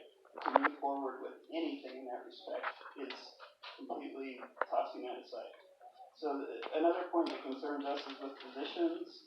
As you probably heard and will hear, it's unrealistic that the bill, the scrutiny, and the further regulation we put on our doctors, it's not feasible for them to stay in business. Mr. Gallagher, please. Thank you, Madam Chair. My name is Kevin Gallagher. I'm the Executive Director of the Colorado Cannabis Manufacturers Association. We are in an amending status, and we support youth prevention, preventing looping, and we also support unbiased research. As previously stated through testimony, these products are not for kids unless they have a medical card and have gone through the proper hoops. We should focus on the youth mental health crisis as well as education and prevention. Please keep in mind this industry abides by 443 pages of state regulations alone. We are highly regulated and highly compliant. Placing additional regulations outside the scope of preventing diversions is harmful to law-abiding patients, consumers, and does not protect children. Our largest concern in the bill is the end of Section 8 and Section 9 requiring businesses to separate each gram of concentrate into 10 separate increments. This policy does not solve a pre-existing issue or concern that has been recommended by CDPHE or other applicable state recommending bodies. Our membership ran the numbers, and packaging costs will exceed the total annual revenue of all of our manufacturing businesses. Not only would this drive companies out of business, it will increase the cost of concentrates by about 200 to 300%, making them unaffordable to patients and consumers, and thereby driving them to the black market. The more that the adult market is driven to the illicit market due to costs, the larger the illicit market will expand, thereby enabling access to kids and untested product to adults. Thank you very much. Thank you. And now let us hear from Susanna Grossman. Thank you. My name is Susanna Grossman. I am the Sales and Marketing Director for Green Dot Labs, Colorado's longest running extract producer.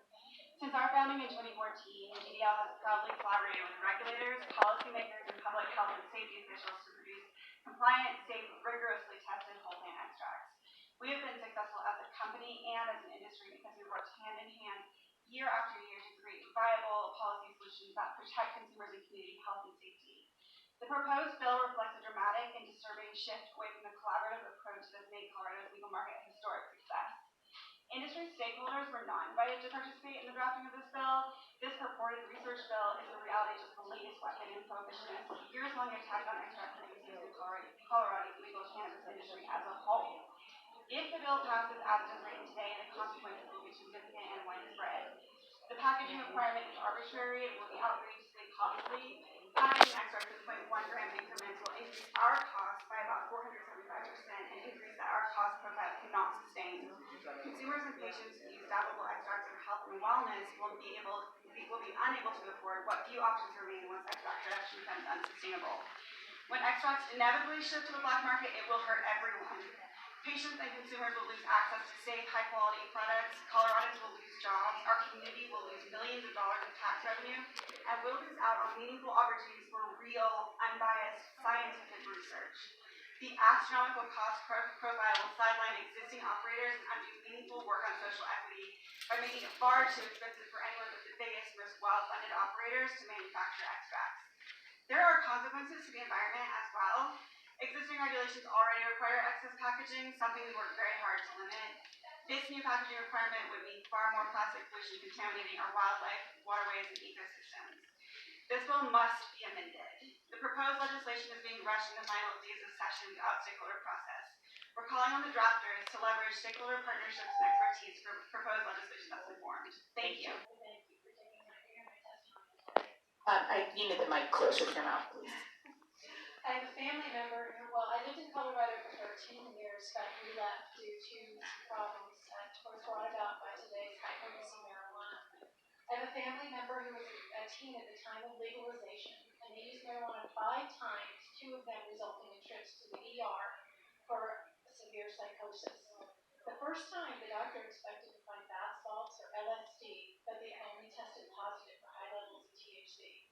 It took an exhausting 6 weeks for the paranoia to go away and some sense of normalcy to return to our family. This scared them so badly that they stopped using. But a few years later, while attending a Colorado college, they gave marijuana a second try. Again, they were rushed to the ER by ambulance in full psychosis, and as before, only tested positive for THC. This time, the healing took longer. These incidents cost our family dearly, both financially and emotionally. This young adult quit marijuana completely and moved out of state, and I'm happy to tell you he's now finishing college as an A student with no further issues with psychosis. The second member of our family is not yet a happy ending. This child is funny and smart, mischievous, caring, lots of friends, a voracious reader until 8th grade. That's when peer-encouraged marijuana use began. This child went to high school with a solid B average and a career path, and it only took 4 months of marijuana use for grades to drop to a low D average. And the more they used marijuana and adding dabs and alcohol, the more their attendance at school and motivation dropped, and life became about partying and doing whatever was necessary to accomplish it. This resulted in a lot of treatment for cannabis use disorder and a terrible car crash with extensive injuries. Again, the cost was devastating emotionally, and financially. Sadly, this child is now facing serious consequences resulting from their substance abuse. I'd like to thank you again. Thank you. I appreciate it. Let's try Laura Trujillo on remote. Good afternoon. Thank you for having me today. I'm here to ask for support for House Bill 1317. I am a single mother of 2 girls, one being 16 years old, and I have a very open household. I let my daughter and her friends come in often, and I listen to the stories that they have to say, and I especially listen to my daughter. She doesn't hide much from me, and she explains to me what her friends are doing at school, and I believe that it is our job to teach our children to not self-medicate, because I feel like that's what her peers are blaming their usage of marijuana on, and they don't realize the damage that is being done to them physically, mentally, and emotionally. They don't realize the potency of what they're even getting or what they're passing around to their friends. I feel that it is our job to teach them the proper education and to continue to do proper research to protect our children and to keep them going in the right direction. We need to do research and oversight of the usage of what they're doing, and yeah, thank you. Thank you. Hello, can you hear me better? Yes. Okay, I did not get the call in, so we're going to try my audio again, but I turned off my camera, so maybe that will help. Okay, great. My name is Rhiannon Lewis. I am currently struggling with a 17-year-old who is chronically using concentrates. We have caught him with many concentrates, no less than 89 to 90% every time he gets caught. He used to be an A-B student, was very happy, funny, popular, outgoing. He now spends lots of time sleeping in his room. He is failing classes. He is a junior in high school and actually may not even pass this year, and may have to repeat his junior year. Every time he is using marijuana, he becomes very angry or very depressed. I notice a full change in his attitude, how he treats other people, how he reacts towards just people in general. It's been a struggle on our family. It's caused a lot of family issues between siblings and even me and my husband. And it's really hard to to continue to watch. We have tried multiple things to get him to stop. When he's not using concentrates, we've gotten him for about 6 weeks to not use. You can see his attitude go back to the way he was before, but then he struggles and goes back using these concentrates. They're very easy for him to get. He's getting them from all sorts of people, classmates, older brothers, people who have access to this through medical marijuana cards or just from the legalization. So I ask you to support this bill. I'm Busher, and I'm here representing myself. I graduated Vanderbilt University and DU Law, and I'm a medical patient. I'm also a hemp attorney, medical marijuana advocate, and I drafted the Expand Cannabis Medicine in Schools bill, which passed with bipartisan support earlier this year. I'm here today because I will letting you know that I will be filing a lawsuit to immediately and permanently enjoin this bill if passed without amendments. As drafted, sections of this bill are unconstitutional under Amendment 20. Furthermore, there is an equal protection within this argument, since this bill was not stakeholder with patients or medical cannabis doctors, introduced on a Friday night when session would normally be over during a pandemic. Some of the most medically vulnerable people in Colorado are here testifying today, putting their lives at risk. Let's put the work needed in on this bill so we can get a constitutional bill passed that protects kids and doesn't end the entire medical registry system. We all want moving and underage access by teens to end. But if I will sue if changes aren't made, because this puts tens of thousands of lives in turmoil. Patients either move to a more favorable state, they ignore statutes and use the broad affirmative defense available in Amendment 20, or they are trapped and felons.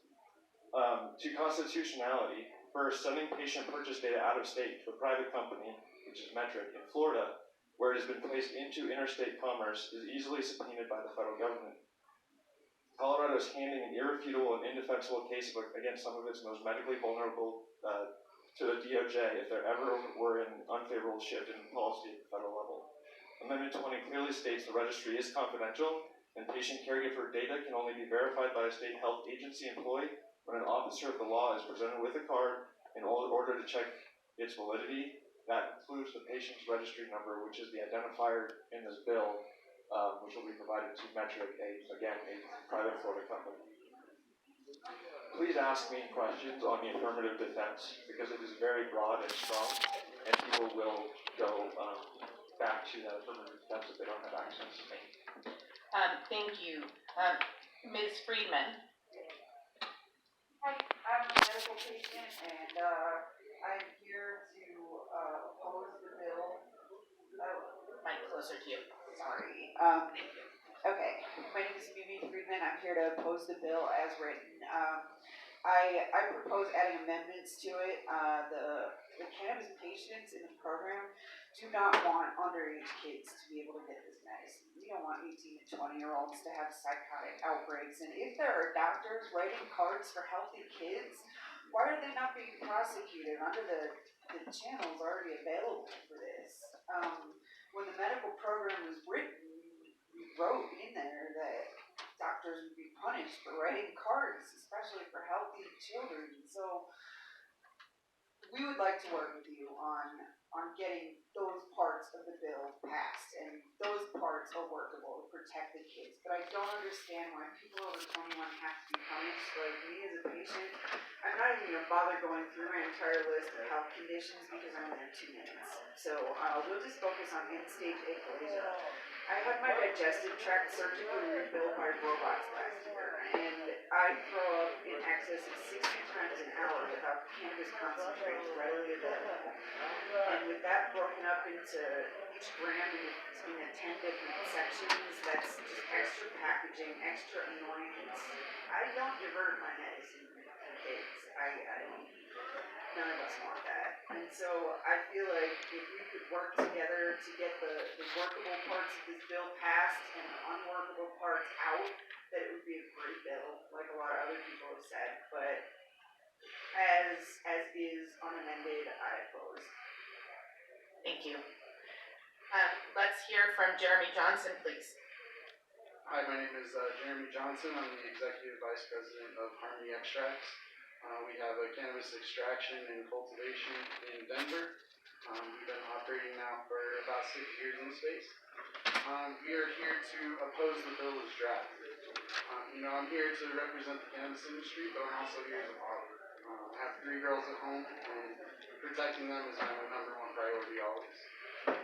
With the bill, how it's currently drafted, I don't feel that we're necessarily protecting the kids. Going through and creating packaging that going and packaging these by hand day in and day out, to take something that we're already creating so much waste. To take something and expand that tenfold, it's just cost prohibitive. You're going to see a lot of people, they're going to go out of business because of it. And when you go in and you make us do something like make it a 0.1 gram dab, essentially you're creating a dose. From someone that consumes, a 0.1 gram dab can be a very large dose of cannabis. I would take someone that is new to something like that, you're taking something that's the size of a pinhead and you're giving it to them. If you take 0.1, that's just, it's going to overwhelm them. And now we have people that are setting the precedent of what the dose should be for patients and individuals. That could inherently cause massive issues. Also, the sustainability of it, the waste that we're already creating every day. I don't know if you guys have gone through and seen a cannabis facility. I would invite anybody that would like to come through and see what this looks like to come through and just see what goes into it, all the labeling, all the boxes, and all the jars. Above and beyond that, limiting access to patients, we shouldn't be limiting access to adults. We shouldn't be trying to tell them how much they're allowed to consume. They should work with their doctor hand in hand with that, but we shouldn't regulate what they're able to purchase. We've already gone through and have equivalencies that have been set by the state of Colorado, so we're trying to go in and change something that the state has already mandated. So for those reasons, we oppose it as it's currently drafted, and we hope that we can get some amendments. Thank you. Appreciate your testimony. Let's go to Dr. Roberts. Hi, thank you very much. My name is Brad Roberts, and I'm a board-certified emergency medicine physician from Pueblo, Colorado. I represent myself as well as the Pueblo County Medical Society, and that's over 300 physician members. I also represent the patients and families that I see on a daily basis in the emergency department coming in with cannabis-related conditions. I initially came into this without a strong opinion in regards to cannabis. However, we're starting to see a large number of patients in my practice that were related to this. I got on PubMed and typed in cannabis and started reading a large amount of the research and was ultimately asked to write a large review article in regards to this that was published in the Western Journal of Emergency Medicine. I found after my review that there was substantial evidence in multiple highly regarded medical journals and from places across the world around the adverse effects of cannabis, including multiple things that have been spoken of today, including psychosis, suicidality, cannabinoid hyperemesis syndrome, or intractable vomiting as a result of the use of cannabis, as well as decreases in IQ, increases in other substance abuse, in addition to others. I wanted to take a second to take you through a day in the emergency department. This was a single shift that I had several months ago. It started with a mid-20s-year-old male that was taken to a psychiatric facility after he was combative at home with his family, was screaming help repeatedly. His dad finally did get him into the car, brought him to the psychiatric facility. There he was extremely combative and assaultive towards staff. Ultimately was brought to the emergency department by EMS after receiving 5 milligrams of Haldol, 50 milligrams of Benadryl, 5 milligrams of Versed, and was still combative upon his arrival to the emergency department. After evaluation by our psychiatrist, his girlfriend shrugged it off and said, yeah, he always gets like this when he uses cannabis. Second case, the same shift. It's a 48-year-old male. He's got a history of Crohn's disease. He had stopped taking his normal regimen for his Crohn's disease and instead decided to only treat with cannabis. He developed a large intra-abdominal abscess that required surgical drainage and admission to the hospital. Another mid-20s-year-old female had intractable nausea and vomiting. She had 9 visits in the last 6 months for vomiting to the emergency department. He had 5 CT scans. There were multiple others, including assaults and trauma.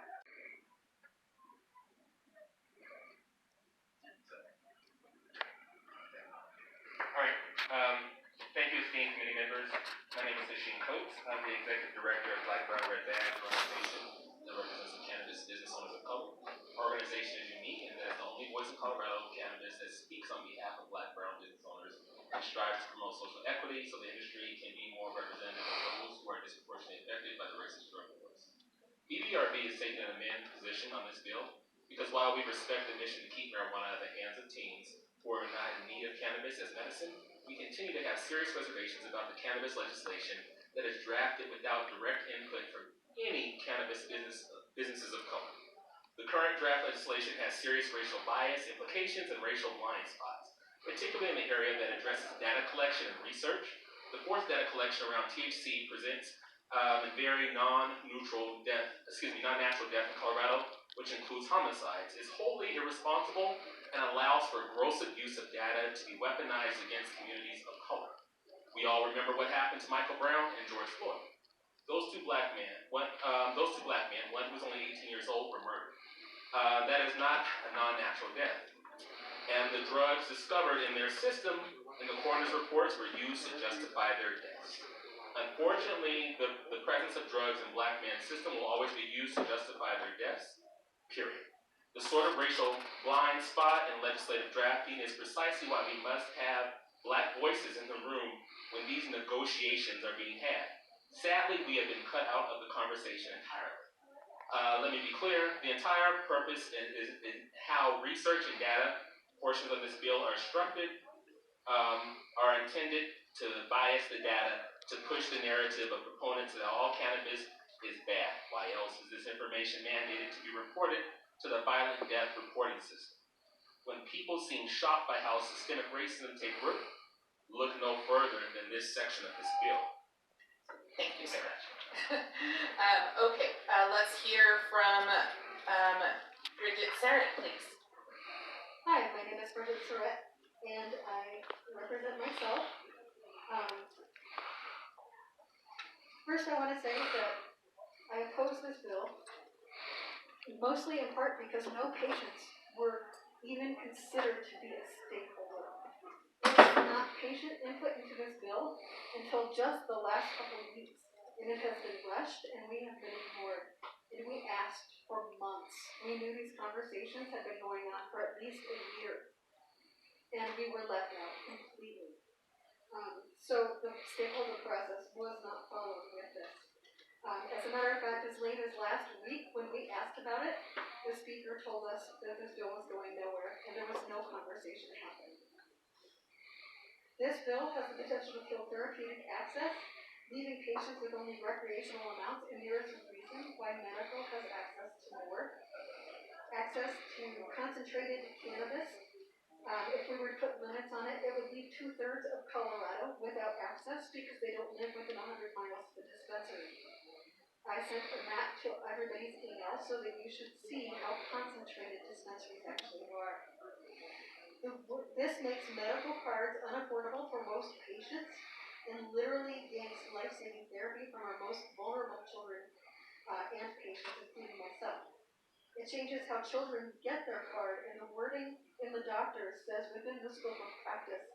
As we know, most cannabis doctors are retired doctors, internists, and things like that, and so they might not necessarily be recommending within their scope of access because of the risk of it being Schedule 1. That risk is not a risk that most doctors in Colorado want to take, and less than 2% of doctors are able and eligible to write recommendations, and this would lower it significantly. It limits how much a patient can purchase, so I would have to go to the dispensary every 2 days. Thank you very much for your time, and I oppose this bill. Thank you so much. Members, do we have questions for this panel? Representative Ricks. This question is for Hashim Coates. You mentioned that this bill could be racially biased in the way the data is collected. Could you say how you amend this bill to make it more, racially just or more equity? Mr. Coates. Yeah, thank you. Yes, I would take it back to the very beginning and institute some ethics and honesty as far as having the conversations with the stakeholders and with the Black and brown business owners on that. But definitely the forced data collection, that would have to be the thing that would have to come out of the bill. That's just the science of it. Okay. Representative Judah. Thank you, Madam Chair.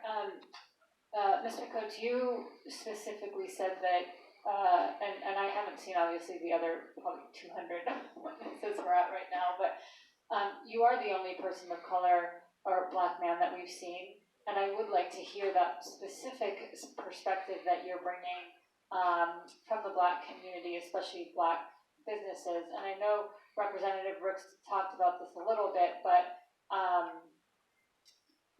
the lens that you're bringing, not only to stakeholdering, but to potentially what this bill could unfold on the Black community in general, would give great insight to this committee. Mr. Coates. Thank you very much, Representative Jonah.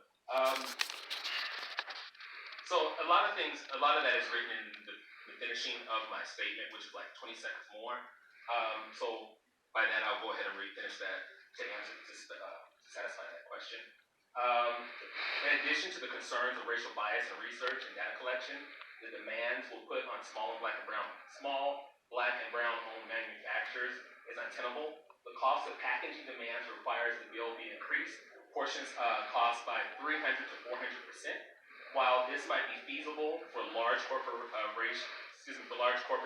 chains to absorb, as you've heard already from previous testimony today, this will certainly put our members out of business. Full stop. This is nothing more than a backdoor prohibition as the technology to mass produce the packaging mandated in this bill simply does not exist. Thank you. Members, other questions for this panel? Seeing none, thank you so much for your time and testimony. We really appreciate your coming in today. Our next panel, who I forgot to call to become on deck, is Dr. Sammy Diab. We're hitting some thousands of times a day. At school, recording 700 punches in 3 hours. It was, I can't even describe. If you have kids, watching an 18-month-old up until he's 9, 10, beating him so severely, it's not easy to watch, and it takes an effect on your entire family. We are here to oppose House Bill 1317. We would not be able to find a specialist willing to recommend medical cannabis for my son. When we moved here, my son went from all those hits. He went from being on all those medications. He is now on 0 medications. He moves free. He's actually in the lobby, cuddling with one of my friends. Y'all will be welcome to meet him. He is so bright, and he's able to leave the house now because of medical cannabis. And this bill will hurt him because he will not be able to get a card. That was your. My name is James Teeter. I come today as a cannabis patient, advocate, and member of the industry. I've been an employee within the industry for the last 6 years. I've seen a lot of changes for the positive. I would like to say one thing. Colorado seems to be a leader in the United States as far as cannabis legalization, the recreational market as it proceeds. We are a leader. There's a study, if I can pull up my phone here. There is a study that shows for the last 14 years, since Amendment 20 was passed in 2000, we have had 14 years of decreased opioid death. I come from the Midwest where opioid death has ravaged every single community, every family, every group that you can think of. Cannabis in Colorado is one of the strongest things that people outside of markets with access to legal cannabis, they look to Colorado as an option and an alternative to opiates. I don't want them to lose that. I don't want anybody else in the United States to lose sight of that as well. Cannabis has saved many lives, and I feel that this bill will limit access, which is a problem. Speaking from my own perspective, I have about a 4-hour window every week to go obtain my medicine. With your purchase limits, it would make it impossible for me to continue functioning. For what it's worth. Thank you for your time. Thank you. Please stay here, sir, just in case there are questions. Is Mr. Stevenson in the room? Okay. Members, do we have any questions for this panel? Seeing none, thank you panel for your time and your testimony. We appreciate your being here today.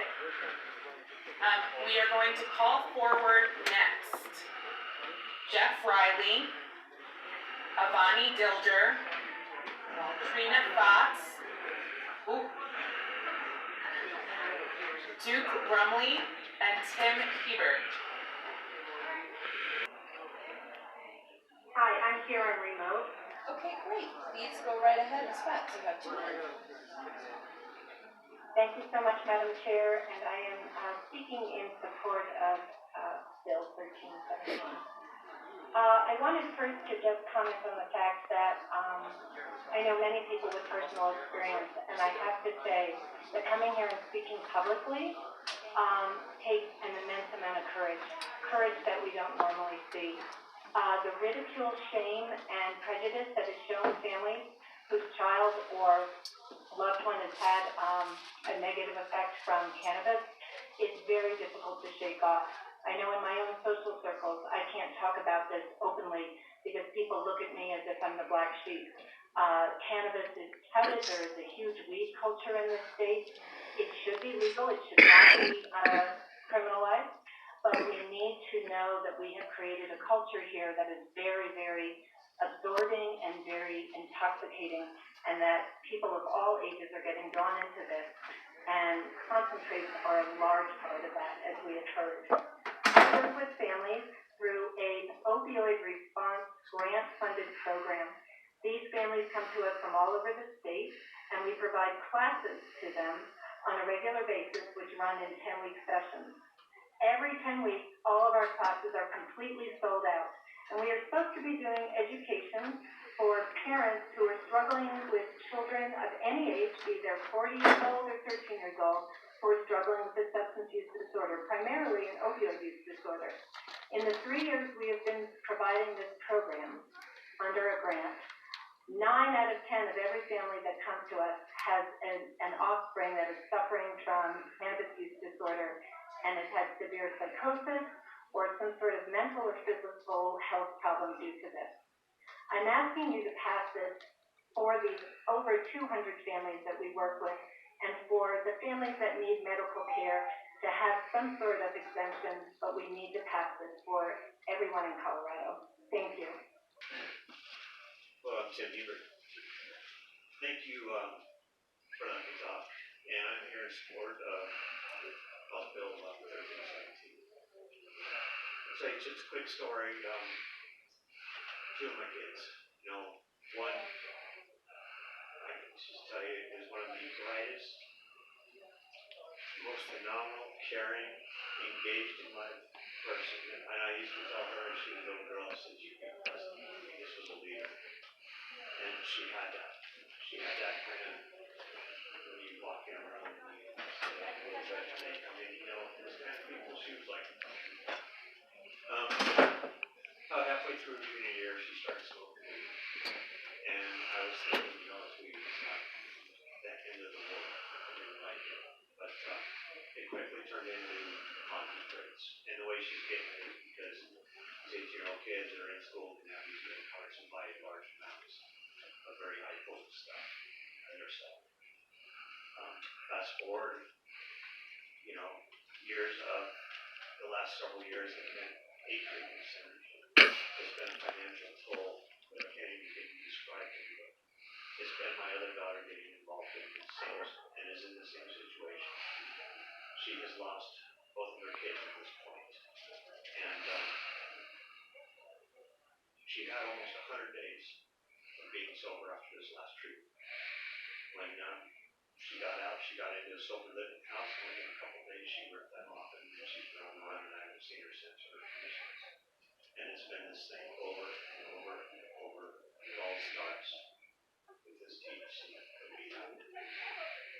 So I've lost hope for my daughters, but I hope this will pass and help other families and other families not go through what we've been through. Thank you. You, Alvarez. Okay. Mrs. Sherlon Hildebrand, why don't you begin? I was getting off the hook and getting started here. much to the committee members. My name is Amy Dawn Berlin-Hiltebran. I represent not only my family, but over 500 families of the American medical refugees and over 400 different families of the cannabis chapter here in Colorado. The language at House Bill, I'm here to oppose, and I strongly oppose House Bill 1317, and I want to start by simply saying, the road to hell is paved with good intentions. And everything that you're trying to accomplish with this bill cannot be accomplished with this bill. I understand the intent. I understand there are problems. There are problems with alcohol. There are problems with tobacco. We're all tired of hearing about it. I have a 19-year-old son with Dravet syndrome, a catastrophic form of epilepsy, who is alive today, 6 years later after doctors said that pharmaceuticals were shutting down his organs because he uses high concentrate THC to stop his grand mal seizures. It's nothing sexy. He's not smoking a joint or doing a dab. He's getting suppositories after I change his diaper and feed him. This bill will hurt all of the 80,000 plus cannabis patients in Colorado. Generally, it is harmful to law-abiding citizens. It would require all cannabis patients to have medical records for mental health. Certainly, you can see this is overreaching. The language itself, which was sponsored by a medical physician in this great state, creates conflict with medical professionals in this great state due to the current federal language. This can be addressed, but not in this bill. While the approach to hinder 18 to 20-year-old abuse is commendable, I wish my son could be in some of the situations where he had to make a personal, responsible decision. As a young adult, 18 to 20-year-olds can serve this great country. What are we doing? Treating them like children because they made that bad decision? My point is simply this. I do want to thank the committee, especially those of you that stayed for all of the testimony, and simply close by saying, a mother's tragedy should not be the inspiration for other mothers' sons to be punished, and this bill could cost my child his life. Please oppose it. I beg you. Thank you for your time. Thank you for, my name is Chris Lazarus, and I am here in support of House Bill 1417. I have a son who was absolutely brilliant, gifted and talented, programs from the 2nd grade, received the Presidential Academic Achievement Award from President Bush. He was a black belt in Taekwondo by the age of 13 and a 4.0 student. The kid could have done anything. He was a musician. He was the most loving child I've ever seen in my life. He was also bullied for being smart. And in 9th grade, Matt started using THC and pot. And I'm very anti-drug. Caused a lot of problems. I was a single mom, but I was a stay-at-home mom. I watched my kids. I was very much in tune with what they were doing. Matthew's use started to step up, and he became a heroin user. Unfortunately, Matt lost his battle with heroin use. The week before he passed, he told me that, in his opinion, it was definitely his gateway, because he had argued that with me for many years, that it was not a gateway drug, and it was just pot, and it wasn't harmful. And the week before he died, he admitted that I was right and left me an apology letter on the stair, saying that he didn't know what to do without me. And now my other son and I live every day not knowing what to do without him. So I strongly urge you to pass House Bill 1417. Thank you. Thank you, and we're so very, very sorry for your loss. I'm Amy Gale, speaking in support of House Bill 1317. Thank you for giving me time to speak. I'm one of countless parents that I know personally who watch marijuana hypothesis THC stuff hijack our children's futures, break our hearts, pay thousands of dollars to try to save them from what really their son to our lives. I've been involved since 2013 with an outpatient drug rehab program for teens and young adults, and have seen hundreds and hundreds, probably about 1,000 kids now. Colorado kids deeply affected by marijuana and drugs. Both my kids were honor students, top athletes, and musicians at their brother's campus. in native Colorado, do you guys both of them? They both got in legal trouble, their mental health suffered terribly, they were suicidal, and went to college. We're good attentive parents, we would never allow drugs in the house, but they were able to easily get it. I wasn't aware when my kids were in middle school, that they could easily get marijuana and all its accessible forms. I was shocked again to find out when my daughter told me in high school in her honors classes that kids were coming to class high all the time. My oldest child got most of his supply from a 15-year-old friend who easily got a medical marijuana card when he was 15 and started using. My child's marijuana addiction led to anger problems, 24/7 use, psychosis, depression, anxiety, paranoia, sleep problems, dropping out of school, sports, music, everything. We tried counseling, psychiatrist, rehabs. We had my oldest child kidnapped in the middle of the night and sent for wilderness therapy, and thousands of dollars. We're blessed because my kids found help at a drug rehab for young adults in Cincinnati. Every kid who's in that program will tell you that high THC is what got them started. It's addictive, it's a gateway drug, and it's dangerous. Every single one of them said it was easier to get weed than alcohol. And I'll just say real quick, because I've been to 4 funerals for these kids, so in my kids' rehab, and it's been absolutely heartbreaking. If it's beyond time to put regulations in place and not really make peace happen. Thank you. Thank you. Thank you for having me. It's an honor to be before you all. My name is Sean Swanson. I'm a student at the University of Colorado, and I'm also here as an intern in Smart Colorado. I am going to support this bill and urge you for you to pass it. I do think that there are benefits with this bill, and that it will limit restriction access to be able to allow more research to be conducted on the effects of cannabis. I also want to address at this time a lot of the concerns with this bill in terms of the concept of listing. I want to remind people that this country was not founded perfect. There were many flaws and imperfections. The same applies to every bill that we pass, but even so, there is room to grow, room to chisel, and room to perfect it to the best of us that is most representative of the people here today. So I do think it will take lots of editing and revisions, but I don't think that this bill is entirely fault to bear unrepresented. I do think there are some good benefits that can outweigh the cons with those concepts. And also, I do think that we can come to a compromise and one in which all parties will be happy with this bill. Thank you for allowing me to speak before you. That's what I want to say. Thank you.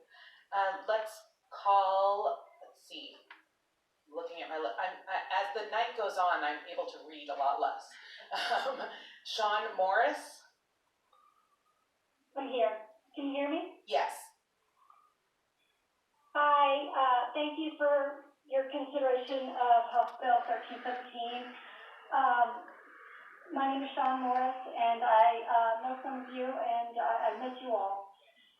When my son Jackson turned 16, he was exposed to high-potency marijuana, and from then on was obsessed with finding more. And unfortunately, it was everywhere, as other teens were able to purchase it legally and resell it to him, and he could easily get it on Snapchat. Jackson, who was a Cherry Creek swimmer, was popular and quickly became anxious, depressed, agitated, sometimes violent, and isolated. On May 2nd, 2020, my baby slit both of his wrists from wrist to elbow,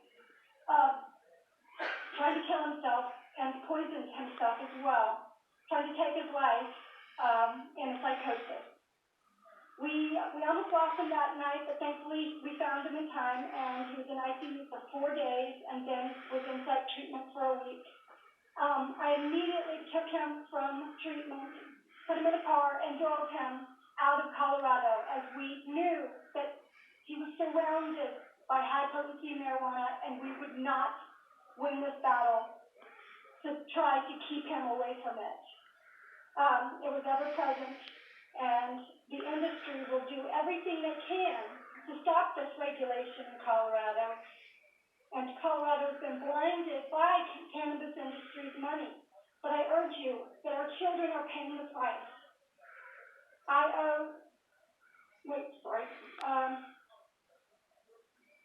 In looking to legally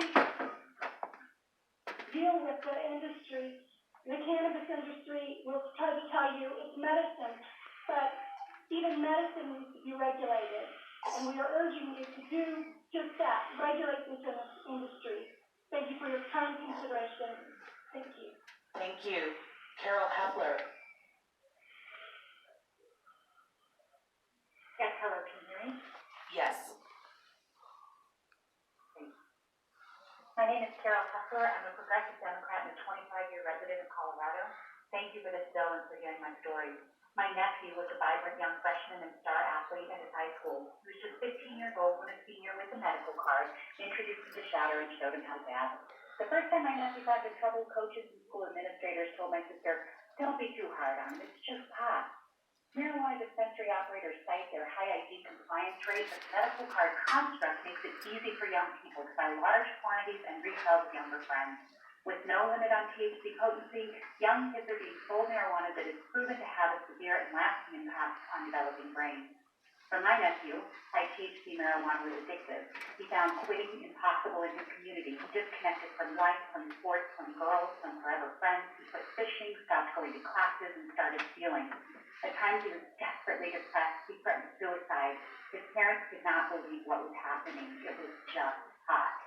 In an act of desperation and love and at great personal expense, they handed their child over to strangers in Utah who could contain him from his drugs. Much later in his addiction, when my nephew got his own medical card, he would be hospitalized 11 times with cannabis hyperemesis syndrome. I witnessed his suffering, and it was horrible. DHS eventually curtailed my nephew's addiction, but the fallout from his use of strong marijuana at a young age persists. About 4,000 18 to 20-year-olds hold medical cards in our state. They can't buy tobacco or alcohol, but a med card gives them unfettered access to all dispensary drugs. Med card doctors sign off on access to marijuana, but they give no guidance as to strength, amount, drug interactions, or side effects. Users are completely uneducated by these medical professionals. The state of Colorado administers a medical card program that is hurting our young people. These are not isolated cases. I urge you to vote yes on this reasonable and desperately needed legislation. Please protect our young people. Thank you. Thank you. Do we have Rich Ribbon?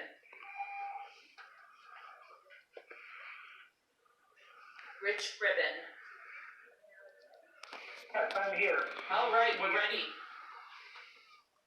Okay, so I am testifying in support of House Bill 1317 and closing the loophole for 18 to 20-year-olds getting a medical marijuana card without having actual need and then giving access to high-potency THC to minors. Over a 6-month period, our 15-year-old son went from being an engaged and active kid to a drug user with no other interest. Our son and our family lost so much, and it has been permanent damage that can never be repaired. My son's story is very similar to so many of those who testified today about the effect high-potency THC has had on their children and their families.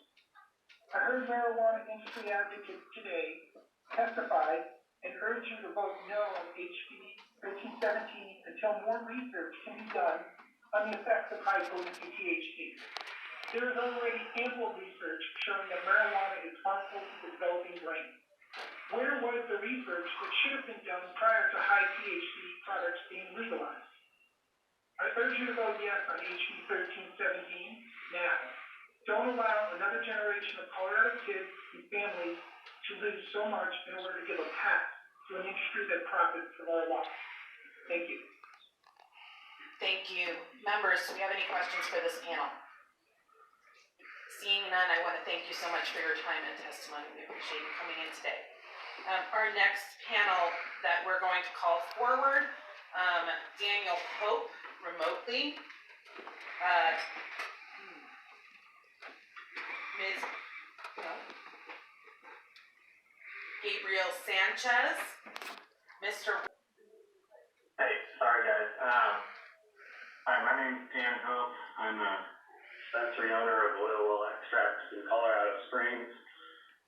I'm here today to talk about that these these are serious issues, and keeping marijuana out of teen hands is obviously a very serious issue. I think that we're taking the frustrations out on the wrong people here. The black market in Colorado is very alive and well. It is thriving. Just on May 22nd, 2020, a hash lab exploded in a home in Manitou Springs.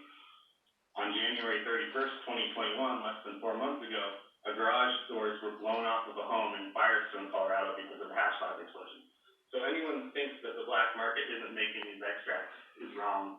They are making them, they are a competition every day, and they're the reason that these dispensary owners are so concerned, because we know we can't compete with these guys with more restrictions upon us. These illegal labs are just in Colorado. There are illegal labs all around the country. They're in California, they're in Colorado, they're everywhere. If you look up on Google, a Google search of busted with THC in high school, you're going to see stories from Nebraska, Colorado, Texas, Wisconsin, all around the country, many states that are legal and not, because the black market doesn't care whether your state is legal or not when they sell to your state.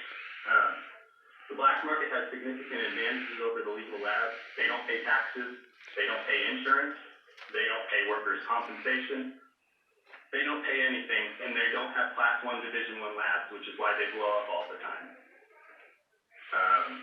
There are better ways of controlling the use of marijuana in teen hands, and it would be to work with the industry and work collaboratively together so that we can limit this, rather than working against each other while the black market thrives. That's all I have to say. Thank you.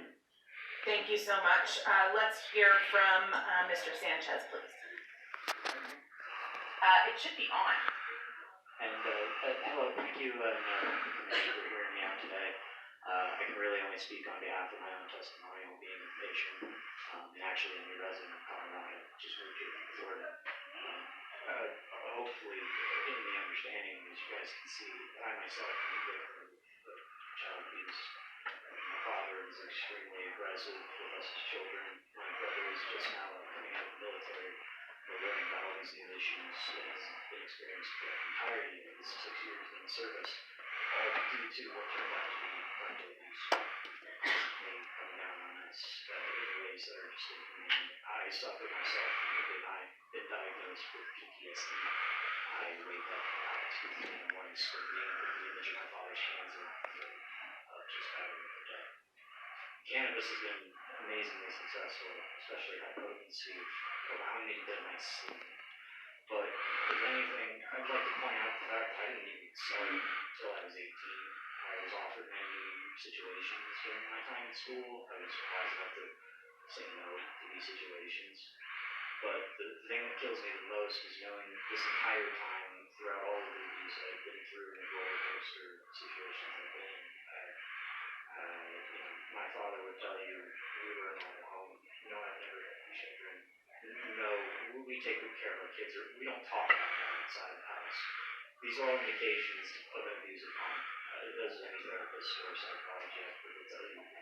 So to know and hear so many horrific stories today, and they all pain me so much, these children that have been through rough situations, I hear the parents, and I know you mean well. Really ask yourself, is this bill helping, or is there something you're missing in the home? And it's really easy to miss. It's very easy to miss a minor thing that you just might be saying offhand that's actually tearing your kid apart internally. They're not going to tell you, either because they're afraid or because of whatever situation you do. Thank you so much, Mr. Sam. First, thank you for allowing my testimony. I am a member of Colorado Medical Society, and they've asked me to correct the record before I proceed with my own personal testimony. The correction is, and I will add my personal support for this fact, that it is not illegal for a physician to provide guidance to patients about the amount, potency, and frequency of prescription drugs or marijuana.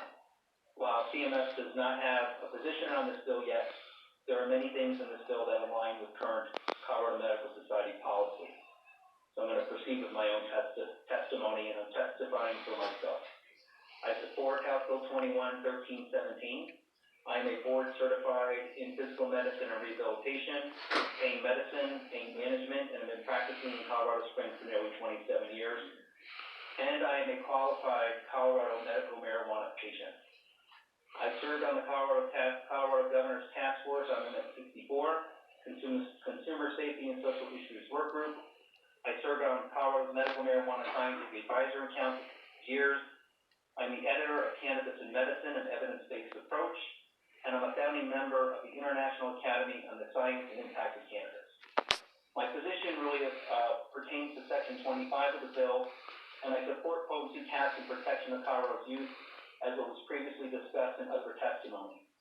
Regarding my own experience on medical marijuana, I had a 15-minute telehealth visit that was completed in 5 minutes, and I was authorized for my medical marijuana card in 60 seconds.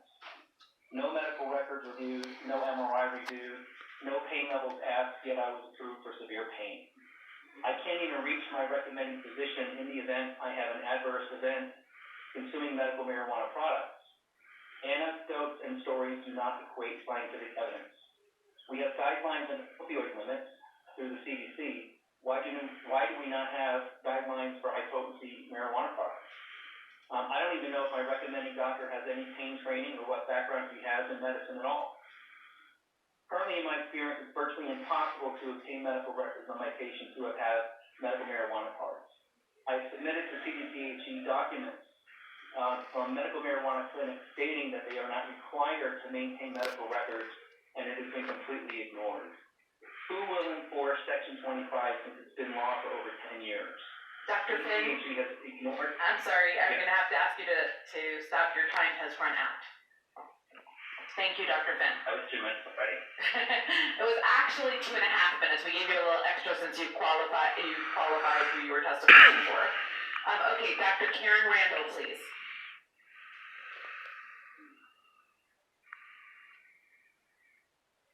Hi, my name is Dr. Karen Randall. Can you hear me? We can. Okay, great. I would like to cover a few of my credentials. I am actually certified in cannabis science and medicine. I'm a trained emergency medicine, pediatrician, and family practitioner, and I work in the third busiest hospital in Colorado. And I'm here to testify on behalf of the patients that I see simply every single day that I go to work. If you look at Google, you can find quickly that those kids, and it's an unfortunate diagnosis, but 0.0064% of the population in the U.S. has Dravet syndrome. But I'm going to tell you that every day I go to work, I see children who suffer the effects of cannabis. And I'm speaking for them because there is no help for them. We are very limited in resources for addiction treatment and rehab therapy for children. And I'd just like to tell you a few stories. Last week, I saw a 1.5-year-old male whose parents let him get into or gave him, assisted him with some cannabis. And this child seized all night long. And when he came to our ER, he was still seizing. And the likelihood that this child would be normal ever again is very slim. Last week, I saw a 13-year-old girl who was started on cannabis journey by parents who thought it would be harmless. It's natural, it's healthy, it's safe. But she soon rapidly became addicted to the high-potency cannabis instead of what her parents would give her. So at 13, this child was in my ER because she was suicidal because she was turning tricks in her middle school for cannabis. And even with the best of therapy and the best of treatment, how do I get this 13-year-old back to her normal life? Back to the life that she should have as a child. I saw a 12 and a 14-year-old who bought their products on Snapchat, and they were told it was from that one of a dispensary, and it would be safe for them. Each one of them took a half of a medicated candy that was 500 milligrams in one piece of candy, and both of them ended up in my ER. I saw an 11-year-old male who came in addicted to cannabis, who was acutely psychotic, and he had to come in with the police. I'm sorry, Dr. Randall. Your time is up. Waited in our ER for days to be placed. Dr. Randall? Consequences. So I would just like to say, please come visit me so you can see the end point of all the high potency products. I see it every single day. Let's hear from Dr. Messamore, please.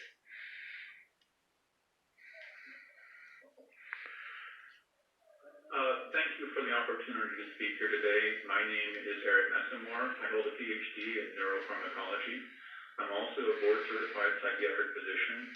And in the course of my practice, I've seen quite a few people who, like so many of today's witnesses, had to learn the hard way about the potential harms of cannabis concentrates. The adverse effects from concentrates that you've heard about today can actually be easily predicted by anyone familiar with the full picture of the pharmacological actions of THC. Studies have shown that THC inhibits the release of serotonin, which is a neurotransmitter crucially involved in mood stability. THC decreases the release of GABA, which is the brain's primary anxiety-reducing neurotransmitter. Decreasing GABA levels will translate into rising levels of anxiety and panic. THC increases the release of dopamine, which probably accounts for its tendency to cause addiction or unhealthy use. And notably and importantly, THC decreases the output of a neurotransmitter substance called glutamate, which is the brain's most widely used neurotransmitter. Drugs that decrease the signal for glutamate reliably have psychosis as a side effect, and the glutamate inhibiting properties of THC probably account for the psychosis side effect of THC concentrates. In fact, recent imaging studies in which it's possible to visualize glutamate levels in living human brains have captured decreasing outputs of glutamate in people who are experiencing psychosis from THC administered in clinical laboratory settings. Modern legal definitions of cannabis allow for things like 70% vaping oils or 80% waxes, but these high-potency extracts and concentrates are actually delivering THC in forms and concentrations that simply don't exist in nature, and they pose risks that have not been studied. It would be very wise to carefully review the safety profile of these products. Thank you. Thank you. Let's hear from D.A. Doherty, please. Good evening, members of the committee. My name is Michael Doherty. I'm the district attorney for the 20th Judicial District, which is Boulder County. I'm here today in strong support of House Bill 1317. I want to start by acknowledging and thanking sponsors for bringing forth this important legislation. Colorado has been and continues to be viewed as a leader in the legalization of cannabis and having the appropriate protections in place. Since 2012, the legislature has put forward protections to ensure that kids and the people of the state of Colorado are kept safe and healthy, while also allowing what the voters of Colorado passed with cannabis legalization, individuals have the right to possess and use marijuana and cannabis products. Despite all the protections that the legislature has already enacted, and despite the many good business actors in the cannabis industry, significant areas of concern remain. From my perspective, potency, black market, and most of all, the impact on our young people. When I'm out in the community as district attorney, from parents, time and time again, I hear the greatest concern they have is cannabis use by young people, its impact on their kids, and also the frequency of use in the schools. And here in Boulder County, we have 2 school districts, and speaking with them, I believe you've heard from them, it's clear that it's a tremendous issue with the schools. The cannabis of today is far different than the cannabis of 30 years ago, and that's why I applaud the provision of the bill that would call for a public awareness campaign. But also the provision of the bill that would require medical marijuana stores to immediately report transactions. That's much like the prescription drug monitoring program that we currently have in place to ensure that drugs are not being purchased and resold or used to too great an extent and looping back to kids. And the black market is a real concern that we have currently. When it comes to protecting the kids of Colorado, it's not just the parents' responsibility, not just the school's responsibility, it is our state's responsibility. We need to continue owning that responsibility for it and taking the lead. Thank you. Thank you. Dr. Cinnamon Bidwell. Yeah, I'm here. All right, we're ready for you. Hi, thank you, Madam Chair and members of the committee. Again, my name is Dr. Cinnamon Bidwell. I'm a neuroscience professor at CU Boulder and the governor-appointed chair for the governing board of Colorado's Institute of Cannabis Research. I'm here representing myself, but I will speak from both of these professional roles today to request amendment to this bill. The Institute of Cannabis Research is your statewide cannabis research organization. In 2019, this legislative body established the governing board for the Institute of Cannabis Research and approved me as the chair. You did the right thing. You chose a clinician and an experienced academic researcher and provided financial support to fulfill a vision of conducting cutting-edge, public health relevant cannabis research across Colorado. I'm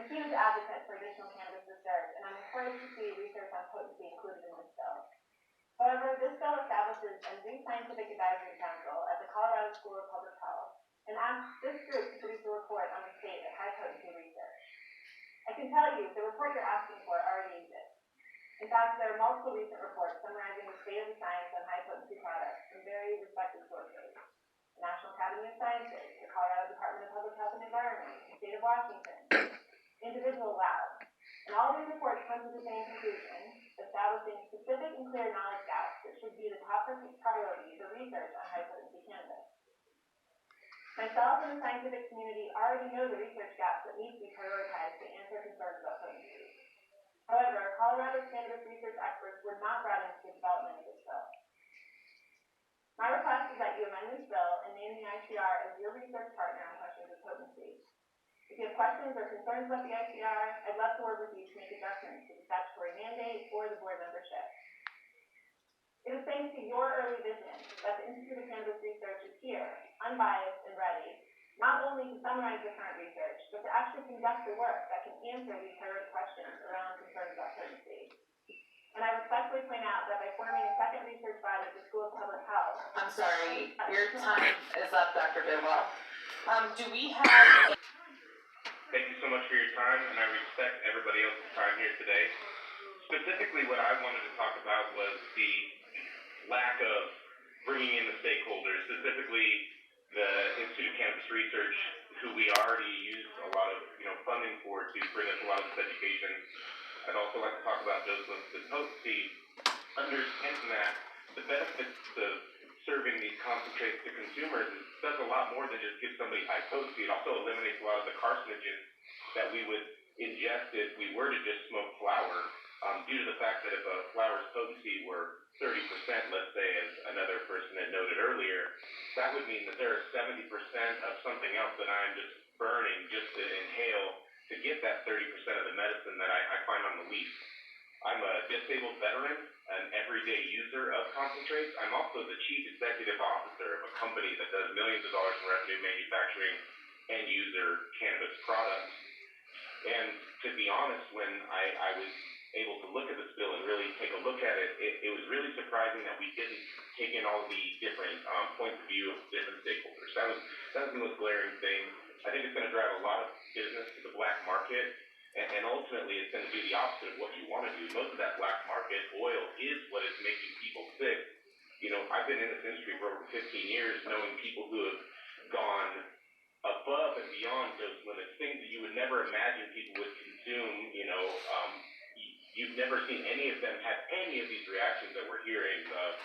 A lot of this sounds like it came from, reefer madness. When we think about people with psychosis and like becoming aggressive, and it's something I've rarely ever seen, if at all, in my 15 to 20 years of using this plant as a medicine after I got out of the service in 2006.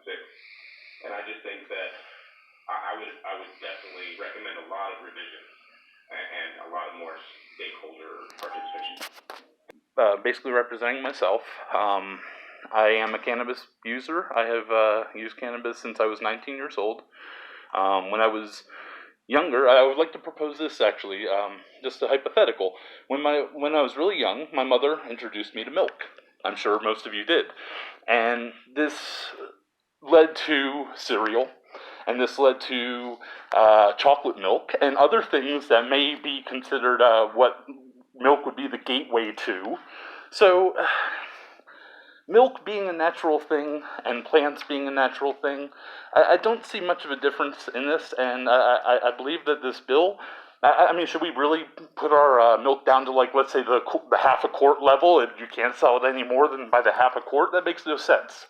So I implore you, this isn't doing anything for children under 18 who shouldn't be using this product anyways.